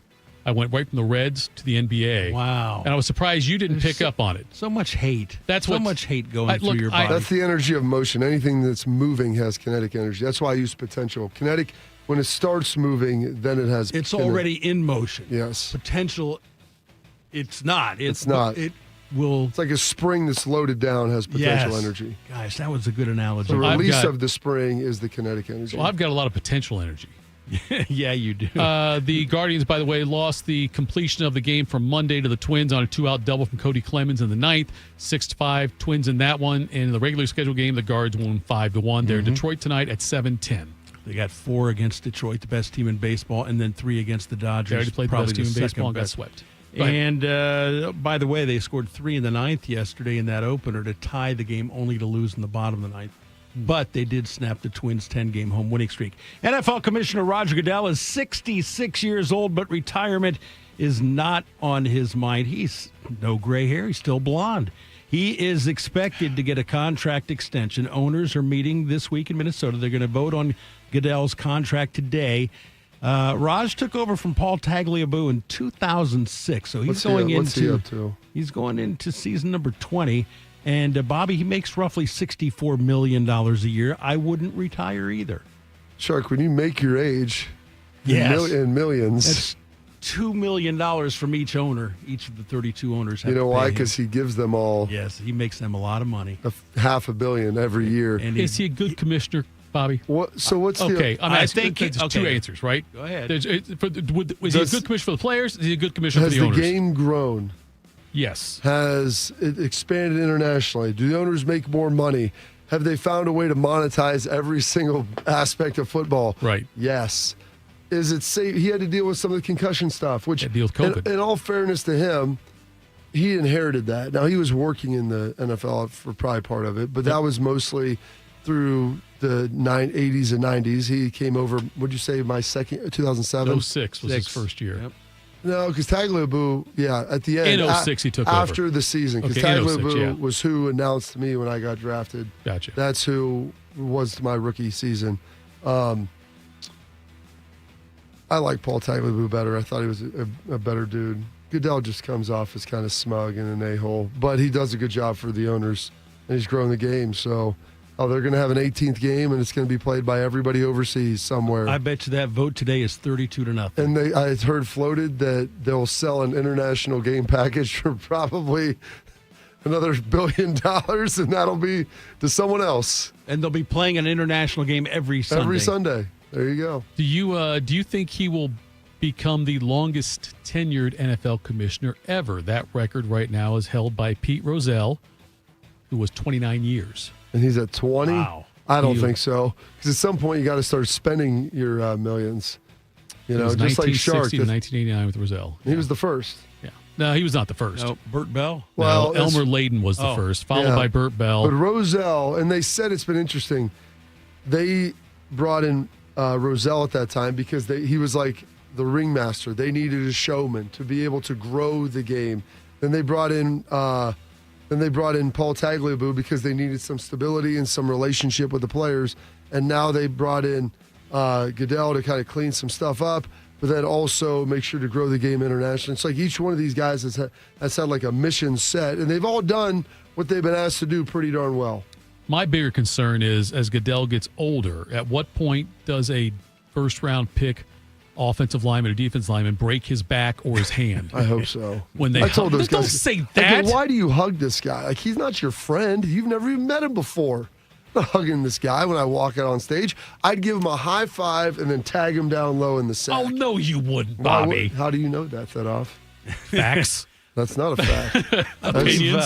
There would be nothing greater than bag tagging the commissioner on your way to the regardless of how podium. people feel about it, regardless of how people feel about it, Bobby, that's a cool moment when they do that. It is cool it's for cool me to when bag tag the commissioner on national television. Do you think it's cool when they go out there and hug Goodell? No, the way I they don't. You think this guy's a D-bag. He's not here for you. He's not your friend. He's not the guy that drafted you. He just said your name. Would you have hugged Tagliabue? Probably not. I don't know Paul Tagliabue. I think Elmer Layden was one of the four horsemen, wasn't he? He might have been, yes. And do you know where Burt Bell worked when he was the NFL commissioner? Where he worked? Yeah, where the NFL headquarters were. It's in Canton? It was Canton, wasn't it? It was Ohio, yeah. Columbus, Ohio. It was in Columbus? Columbus, Ohio. Columbus NFL lost an NFL team once. It wasn't because of Modell. The Panhandlers. Yeah. Columbus, Canton used to have teams. Somebody else did Columbus too. Portsmouth. Yeah, Portsmouth. Dayton, Portsmouth Spartans. Akron, That's the Toledo. The Portsmouth Spartans are now the Detroit Lions. That's right. Is that right, really? That is true. Wow. They're not playing past September 23rd or August 23rd in the preseason either. Playing August 32nd. All right. Are we going to Jardy or you want another one? No, let's go to Jardy. Let's do that. Let's see. There's a lot of good ones there. Believe me, I know. I put some good ones on there, Shark. I understand why you want to keep going. But let's. There's lots going on with OSU men's hoops. It's a great time to check in with Adam Jardy for Columbus Dispatch. We'll do that next. Morning Juice. I'm Shanola Hampton. Every day, millions of people face hunger. Today, I will share with you some of their experiences. I'm stuck between paying for medications or paying for food. John from Maine. After paying my bills, I can buy groceries. It's sad to say, food comes last. Alice from Oregon. I thought pantries were for less fortunate people, but anybody could be less fortunate in a day or even a second. Claire from Virginia. The Feeding America network of food banks helps provide over 6 billion meals to people in need each year. No one should have to worry where their next meal will come from. Together, we can end hunger. Learn more at feedingamerica.org.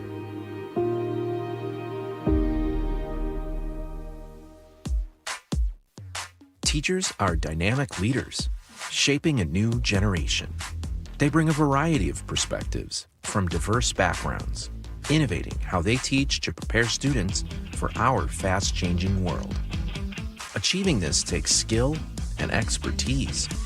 They're tireless explorers, creatively discovering a universe of solutions, telling stories, experimenting, inspiring, mentoring, connecting cultures, and connecting with each other, leading by example. Experience the unique joy of helping students thrive. Teaching is a journey that shapes lives. Are you ready to begin? Explore teaching at teach.org, a campaign supported by the U.S. Department of Education, Teach.org, and 1 million teachers of color. Hey Max, you look absolutely dashing in that purple tie. Ready to harness the world? You bet, Daisy. I'm ready as I'll ever be. And might I say, your purple tie really pops with your vest. Thanks. I almost went with a cape, but didn't want to come across as pretentious. Nonsense. Anyone in our line of work should rock a cape. You might be onto something, Max. Phew, so here we go. First day on the job. You've got this, right? Right. Don't forget, we both graduated from Dogs Inc. with honors. Which means I can guide my human around a busy city with ease. And I can give my human a restful night. I hope my human is kind and loving. And I hope mine likes wet kisses and zoomies. Ready to make a difference? Born ready. Let's go.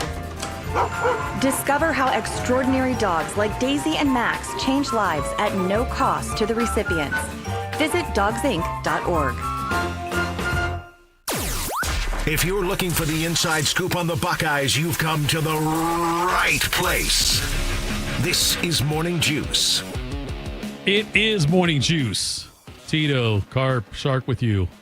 Thanks so much for tuning in today. And now we're going to talk to Adam Jardy of the Columbus Dispatch about this Ohio State men's basketball team. What's going on there?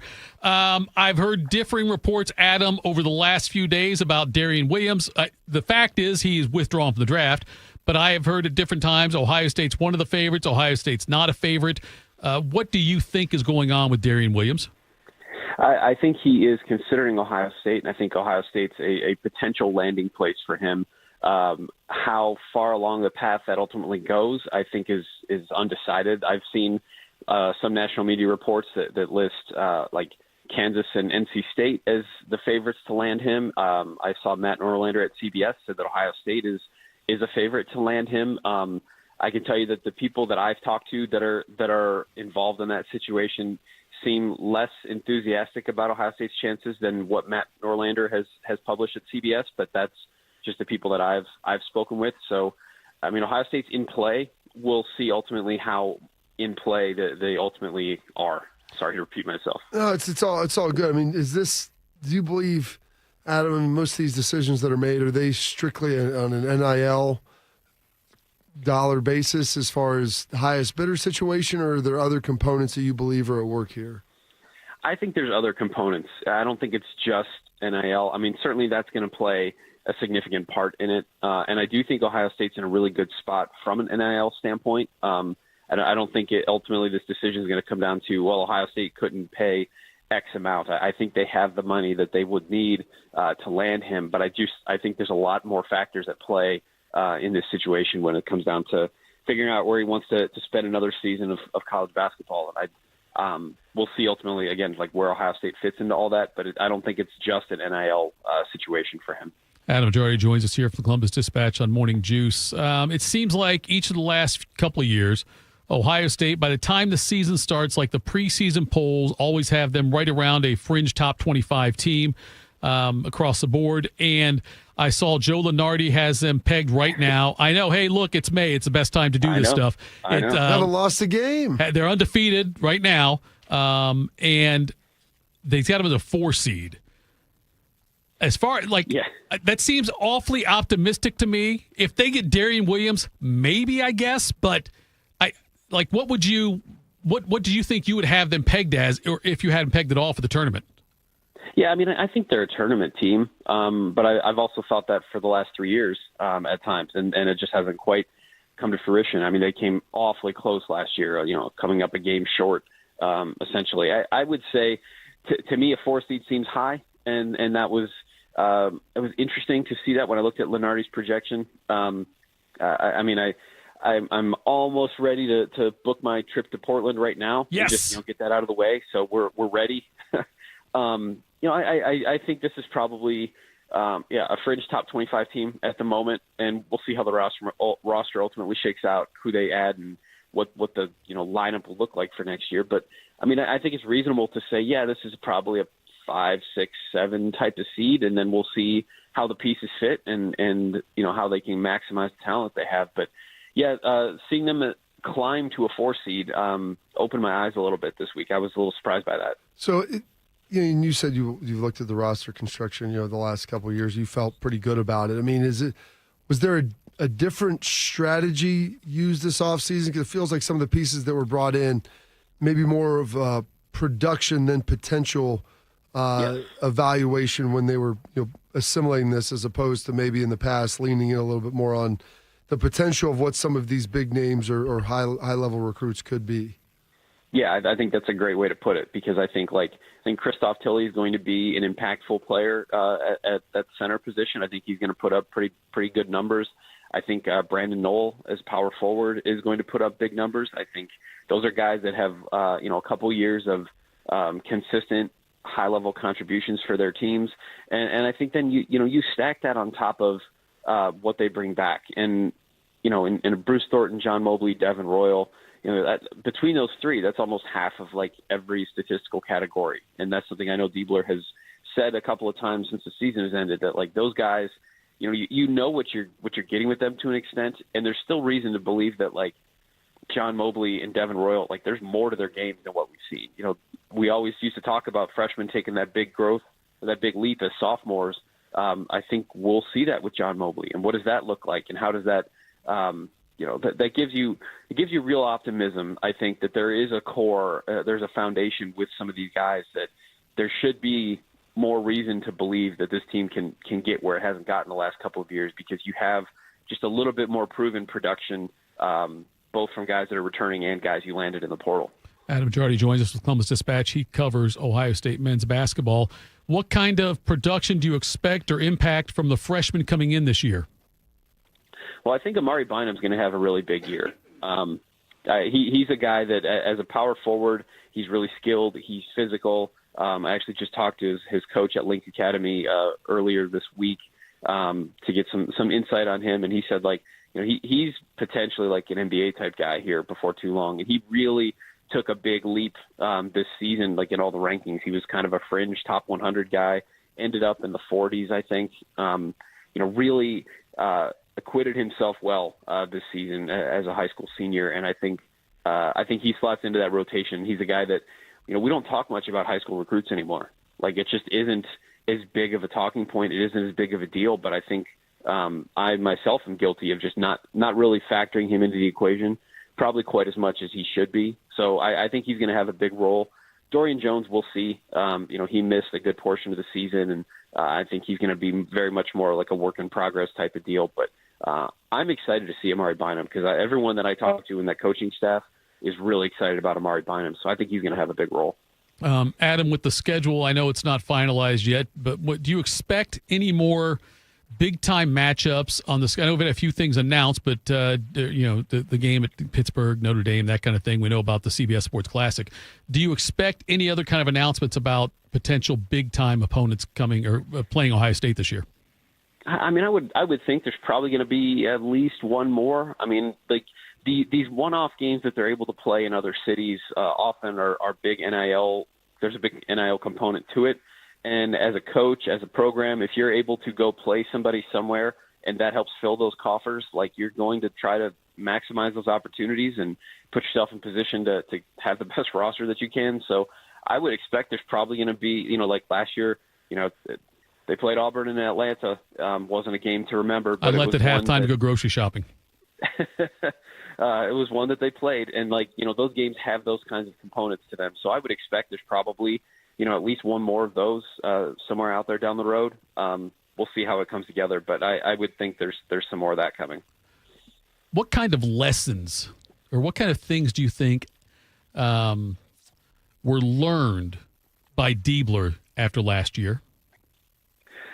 I think roster construction is a big one, because like Bobby mentioned a minute ago, potential versus production, and they put a lot of eggs last year into, Michie Johnson's going to be this, and Aaron Bradshaw's going to develop into this, and Sean Stewart's going to develop into this, and those guys really didn't, and that really held that team back. So I think you've seen some of those, like a little bit of a course correction in the way they've approached building the roster this year. It helps they have a full coaching staff and a full off season. Everything was a little bit chaotic last year with him trying to hire a staff and recruit the roster to stay and, recruit the portal. Like there was a lot. So I think that you have a chance to really sit and evaluate. And I think, like I said, you've seen it in the roster and how they've tried to build it this year. I think you'll see, I would guess that he's probably learned just, what it takes to really get across that finish line, because this was a team that, for right up until the last game that it played was on the right side of the bubble and then finished on the wrong side. And I think those kinds of lessons of what the margins are and how close you can be, I think that's stuff that will really be, rolling around in the brain as they go through the offseason and get ready for next year. Can you confirm that when Aaron Bradshaw picked up his NIL checks, he was wearing a ski mask? Oof, I cannot. Okay, that's fine. This new scoreboard, it's a big deal for Ohio State. They're talking about like a $5 million scoreboard upgrade there at the Shot. Is that something that will happen before the season starts if it goes through and everything? And do you know much about the bells and whistles with it? So it won't be until the next season, because they're going to spend like the next 4 months kind of finalizing all that and getting everything designed and ready, so that when this upcoming season ends, they can build it and have it ready for the next year.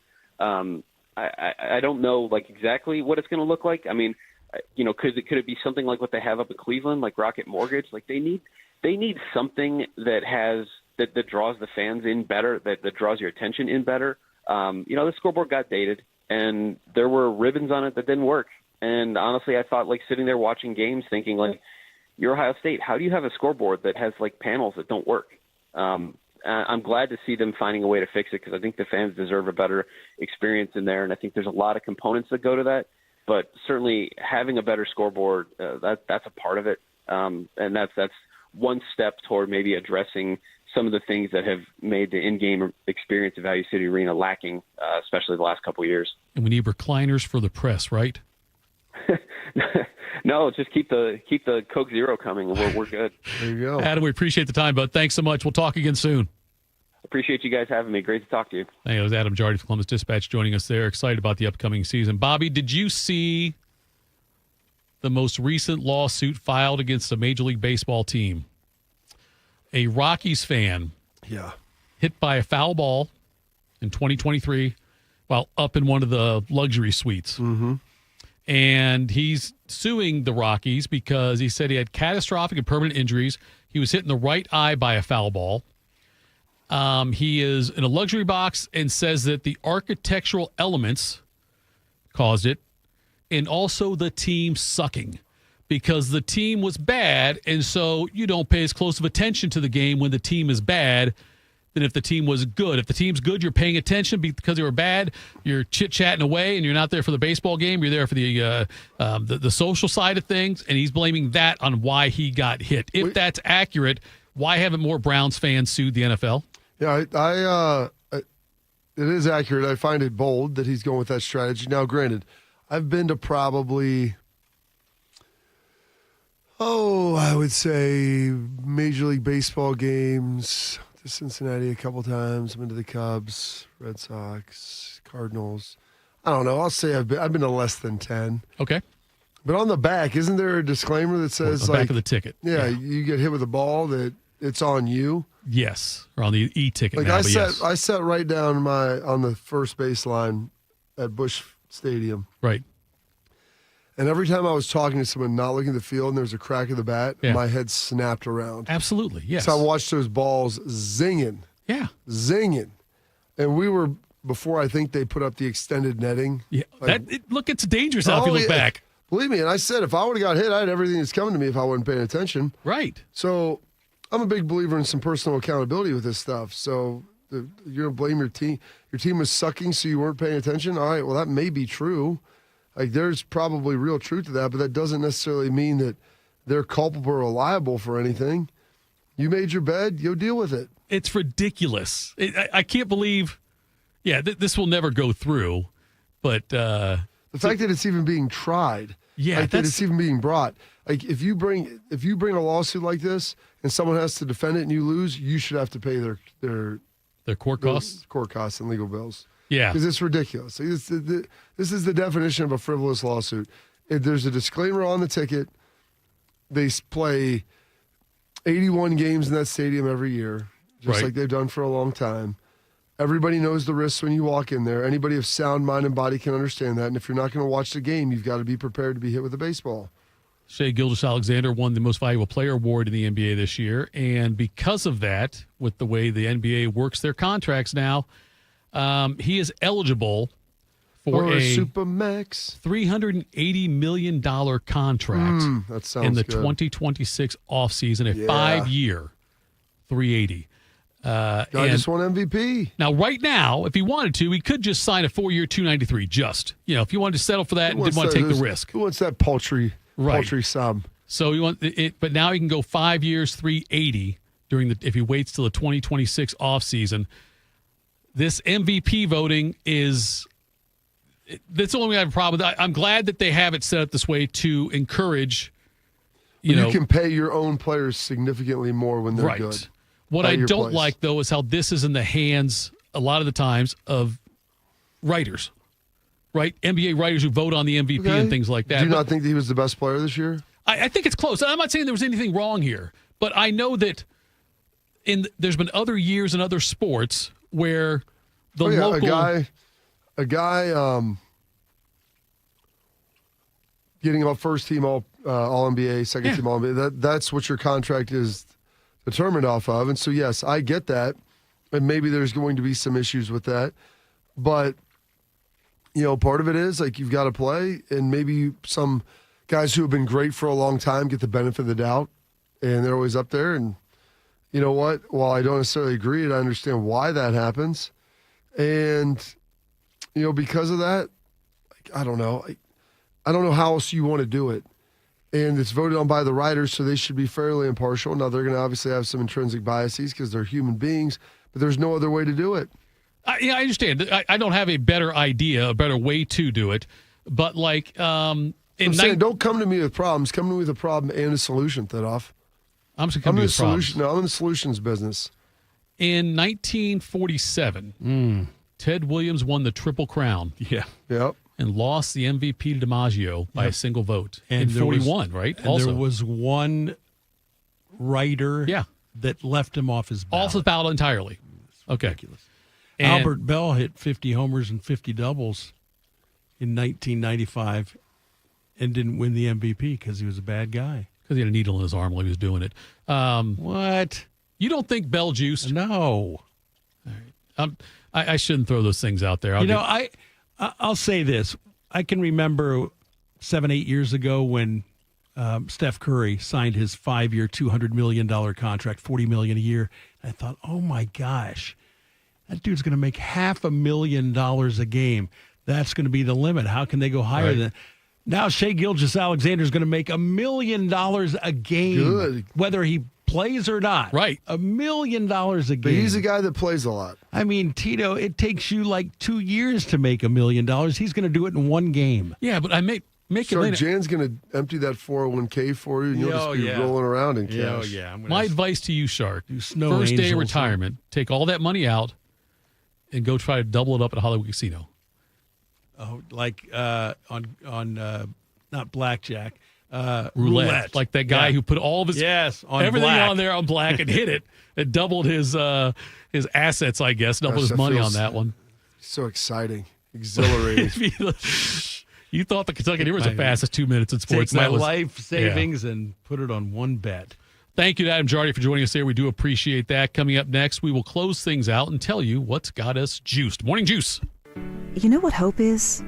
Hope is action. Carving a path forward, even when it's hard. And kids who still know how to dream. They're the best pathfinders of all.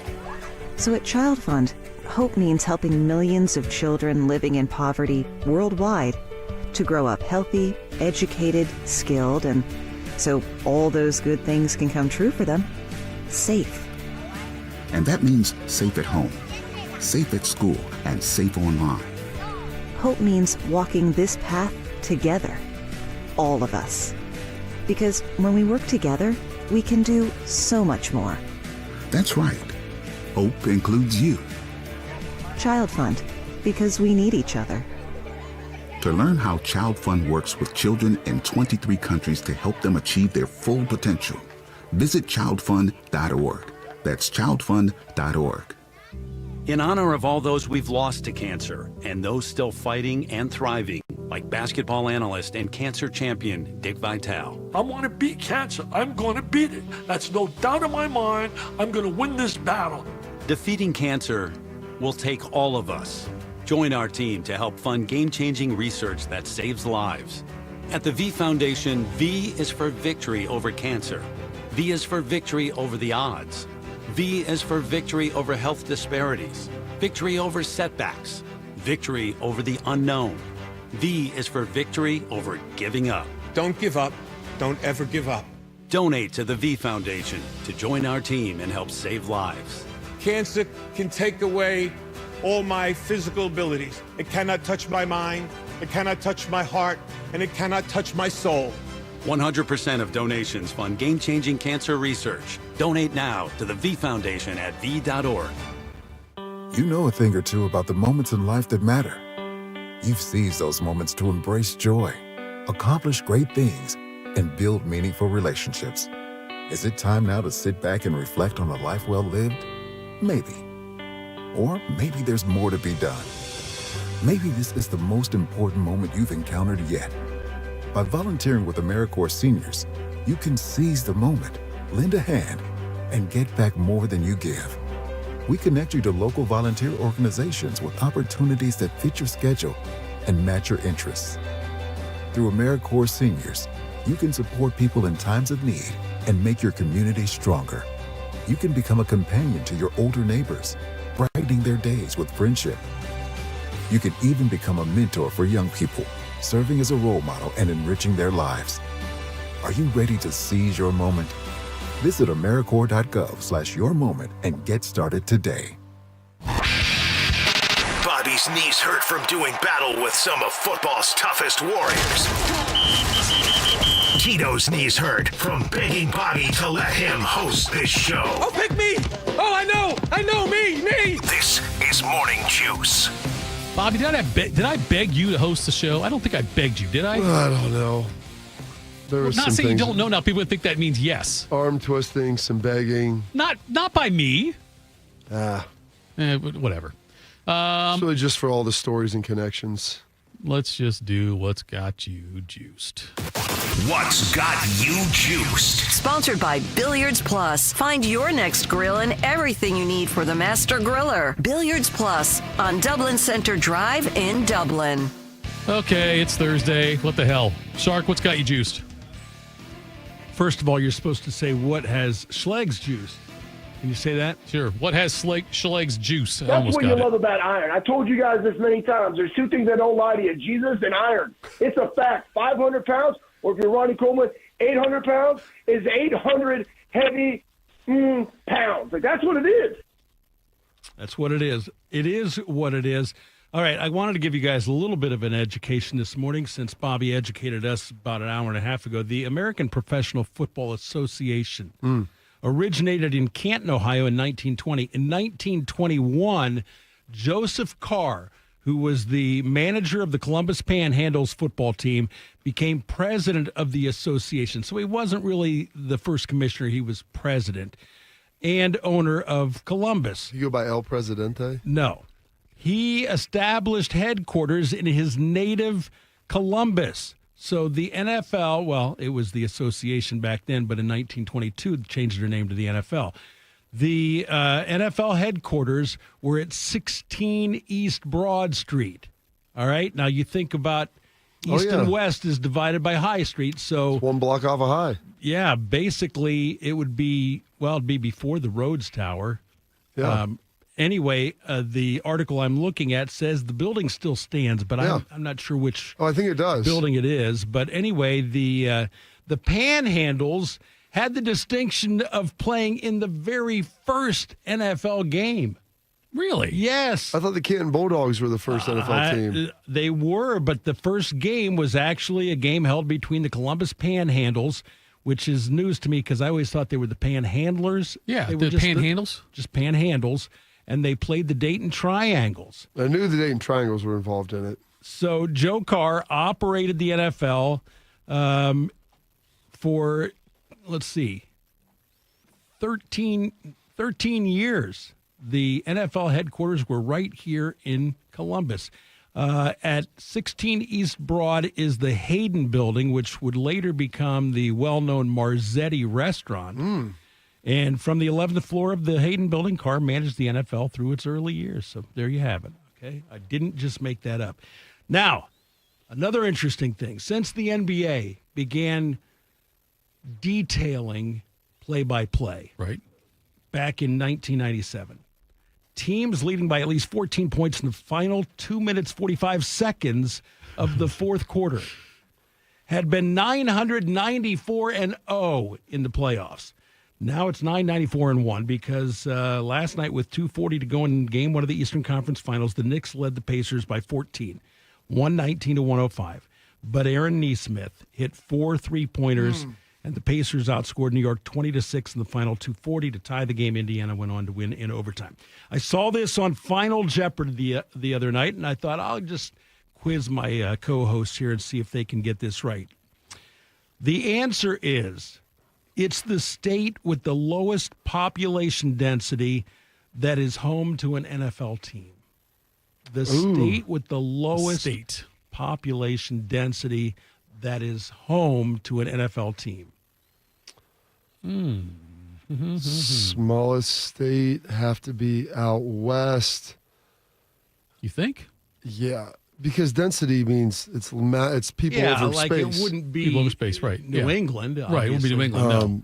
I'm Arizona. I would have in the mix. That was my guess. Is it Wisconsin? Seattle. I would say Seattle or Washington would be the next. Wisconsin? No. Wisconsin has way too many people. It's big, but there's way too many. You look at the Electoral College stuff. Come on. Let's this get it is together. A huge state out west with basically Vegas. 2 big cities, I guess, Vegas and Reno. Yeah, that's right. Wow. And surprisingly, it's because it's new. I wouldn't like it. It's still Colorado was second. Yeah, I was. That's gonna what say, a couple people in the chat said. Colorado. I was going to go to Colorado because there's only. I mean, outside of Denver, Boulder. There's not like a lot of big cities. So. Yeah.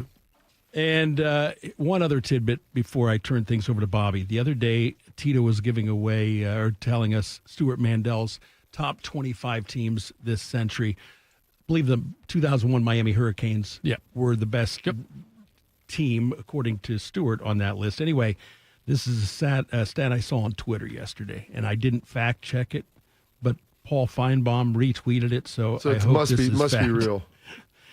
If true, if this is true, Miami's defense that season was incredible.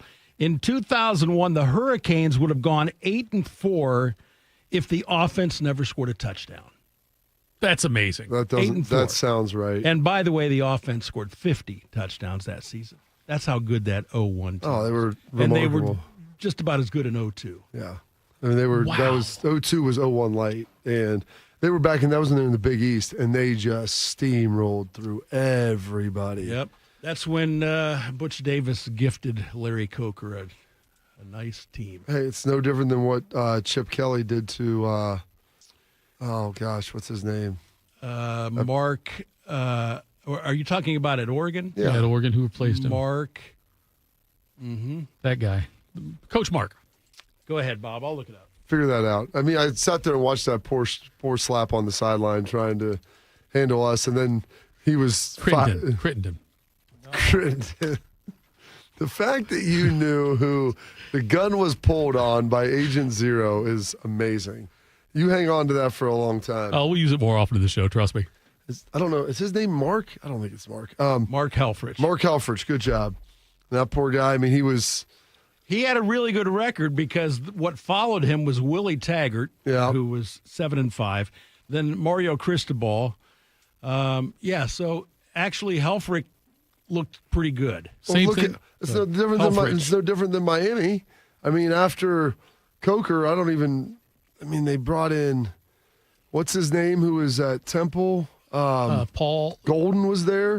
Al Golden, yes. Oh, and then Willingham, he wasn't the head coach. No, he was the coordinator. There, yeah. And then they had, after Golden, I can't remember who they had before they just hired Mario Cristobal. Was Seifert and Barry Switzer in the same boat as that? Oh, my gosh. No, George Seifert, I think, did a good job because then he went to Carolina and he took them to the NFC Championship in like second or third year of existence. But Switzer with the Cowboys.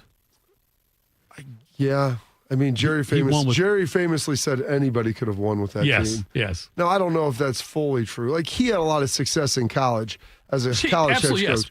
So, like, the thing is, Helfrich should never had any other success at any other time, and neither has Larry Coker. Here you go, Bob. Butch Davis, 51-20, all right, in 6 seasons.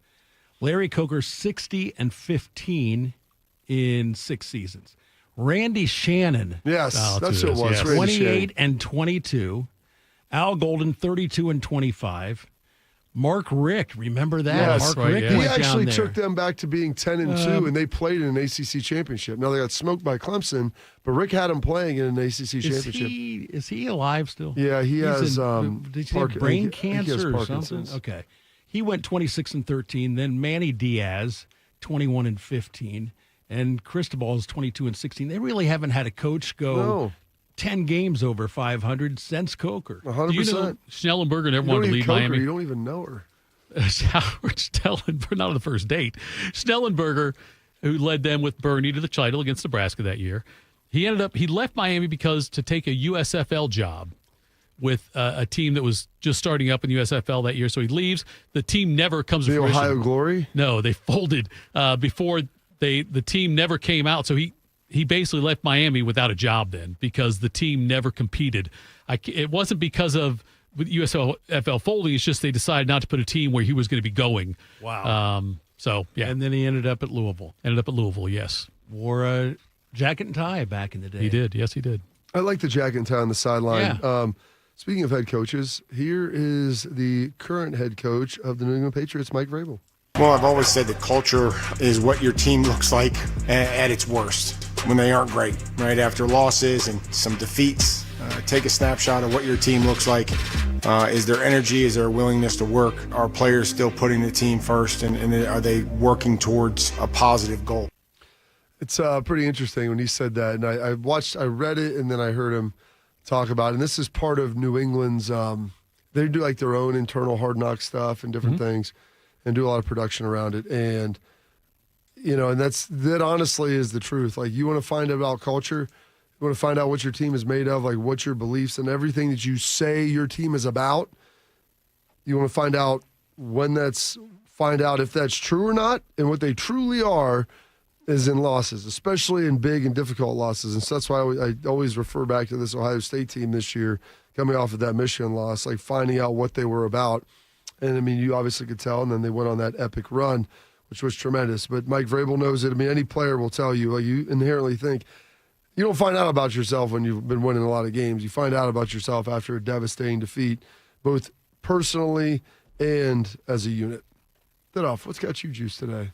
Bobby, I heard you yesterday on Rothman and Ice, and that Vrabel story about the interview. And I thought that was very interesting with Urban Meyer, where he goes in there for the I didn't know that he tanked it that bad. They go, Urban made him interview twice. I'm like, Vrabes knows ball. I don't know how. He gets up there and is talking about how his circle is small. This is Vrabel's interview with Urban to try to get a job. Yes. Well, he had the job to retain. Yes, to retain, yes. When Urban came in. And I can't believe that he was that bad. Yeah. Knowing Mike Vrabel and knowing him before that and at that time, I cannot believe that he was that bad. And I was like, gosh, Urban must be a D for making him come in and interview twice. And then Vrabel's like, it was terrible. He's like, go home. Yeah, Urban says, go home, come back tomorrow, right? 6, we'll try again. Which is amazing, because I don't... Yeah. And Urban, I don't know Urban. Yeah. But Urban is the kind of guy who would normally do that. What's Mike Vrabel? And Right. So you're looking at a guy and he's like, I've never met this dude before. He just started coaching. So Yeah. I'll give you a shot to come in here and like talk about how to teach progression and different things like that. But I can't believe for Mike, as long as he played and as smart as he was, that he would have not had a plan or not been able to figure it out. Because the guy, we used to have in-depth football conversations of how he's going to run things. So that was, it was surprising to hear that. Yeah, I thought it was an interesting story. He was on Urban's podcast, something like that, too, if I'm not mistaken. So that was also the bigger upset that he went on Urban's podcast. That's what I thought. From what I've heard, I don't know all the details, but it sounds like it was a surprise. It wasn't exactly an amicable split when he left here. That's a good way to put it, yeah. Oh, yeah, I'm going to be political with it. I mean, I share a lot of stories on here. There's some that if I don't firsthand witness, which I was a couple minutes late to that party, and not all stories are meant to be told as well. Do you have Chris Fowler's number in your phone? I have text. I don't, but I could get it quickly. I've talked with Chris before. I think I might. Okay. Get him on the show tomorrow, maybe. Just calling a favor, Bobby. It's all you got to do. What's got me juiced? My daughter's 5th grade musical. They do it Windermere every year, and it's a big production. I went and saw it yesterday. They have a couple performances today. Oh. Do they do something like that? Did you ever go through like a 5th grade thing like that, a performance? I don't remember. I've had so many kids go through that off. You cried, didn't you? Yeah, that's what I was going to tell you. Yes, I did. I said it was dusty in there. It was very. I didn't think I would, but yes, it was emotional for me thinking that my daughter could just got like a handful of days left before she's off to middle school. Yeah, that's good. That's a big step. Yeah, I didn't think it would give me that way. Like another 10 years, she'll be dating Belichick. Don't don't do that to me. But yeah, so like I was surprised how something like that and how it affected me yesterday, and just made me look back on, God, these years just fly by, Bobby. Do you have a friend that's 10 years older than you?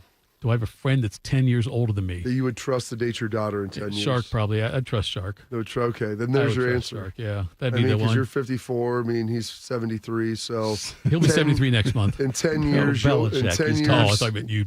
No, in 10 years, they'll be 73 years old, and your daughter will be 22 years old. That's my strategy to die like Irsay did then, because I won't have to deal with any of that stuff. Well, you know what? I got a guy that I could probably get you some stuff. You have Belichick's number in your phone. Do you have Belichick's number? You do, don't you? I do have Bill's number. You've got Bill's. Do you have his girlfriend's number? I don't know. My wife would ask questions about that then. I just think it's interesting. That's all. I'm not saying you would use it. I just didn't know if you had it for any reason. Bill ever said, "Hey, if you can't reach me here, call her. She's my assistant, my lover, my fiance, and my PR and my SID." Maybe that's what his voicemail is. Like, that could be, yes. If you Bill's not here right now, please reach out to my lover, assistant, fiance, all of the above, Miss Jordan Hudson. Press 1 for the gold digger. I shouldn't say it. That's not fair.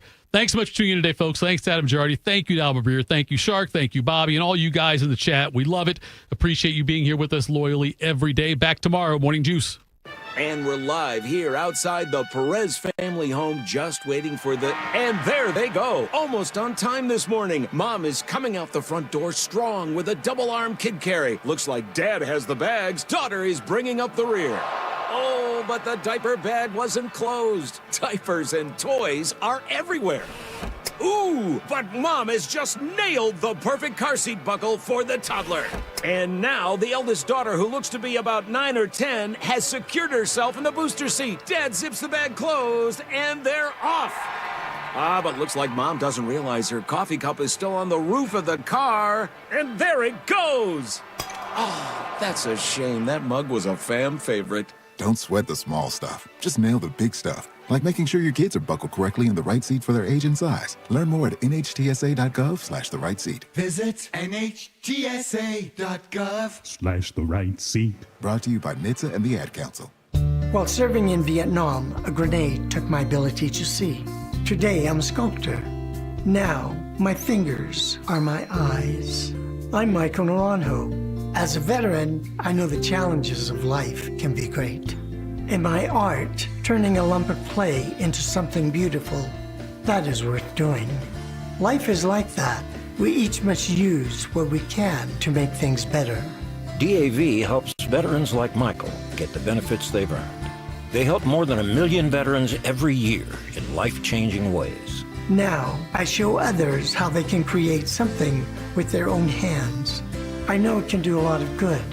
With support from DAV, more veterans can shape their lives into a thing of beauty. My victory is bringing beauty into the world. Michael Naranjo, may your victories inspire many more. Support more victories for veterans. Go to DAV.org. The impact of a meal goes well beyond feeding our bodies, because when people don't have to worry about where their next meal is coming from, they can truly thrive, like Marta.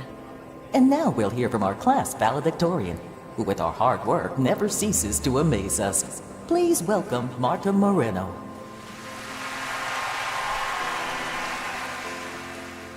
And Alex. Hey, Alex, how did the interview go? I did it! I got the job! I can't believe it! I knew it. Let's meet up later to celebrate. And Diego. Mom!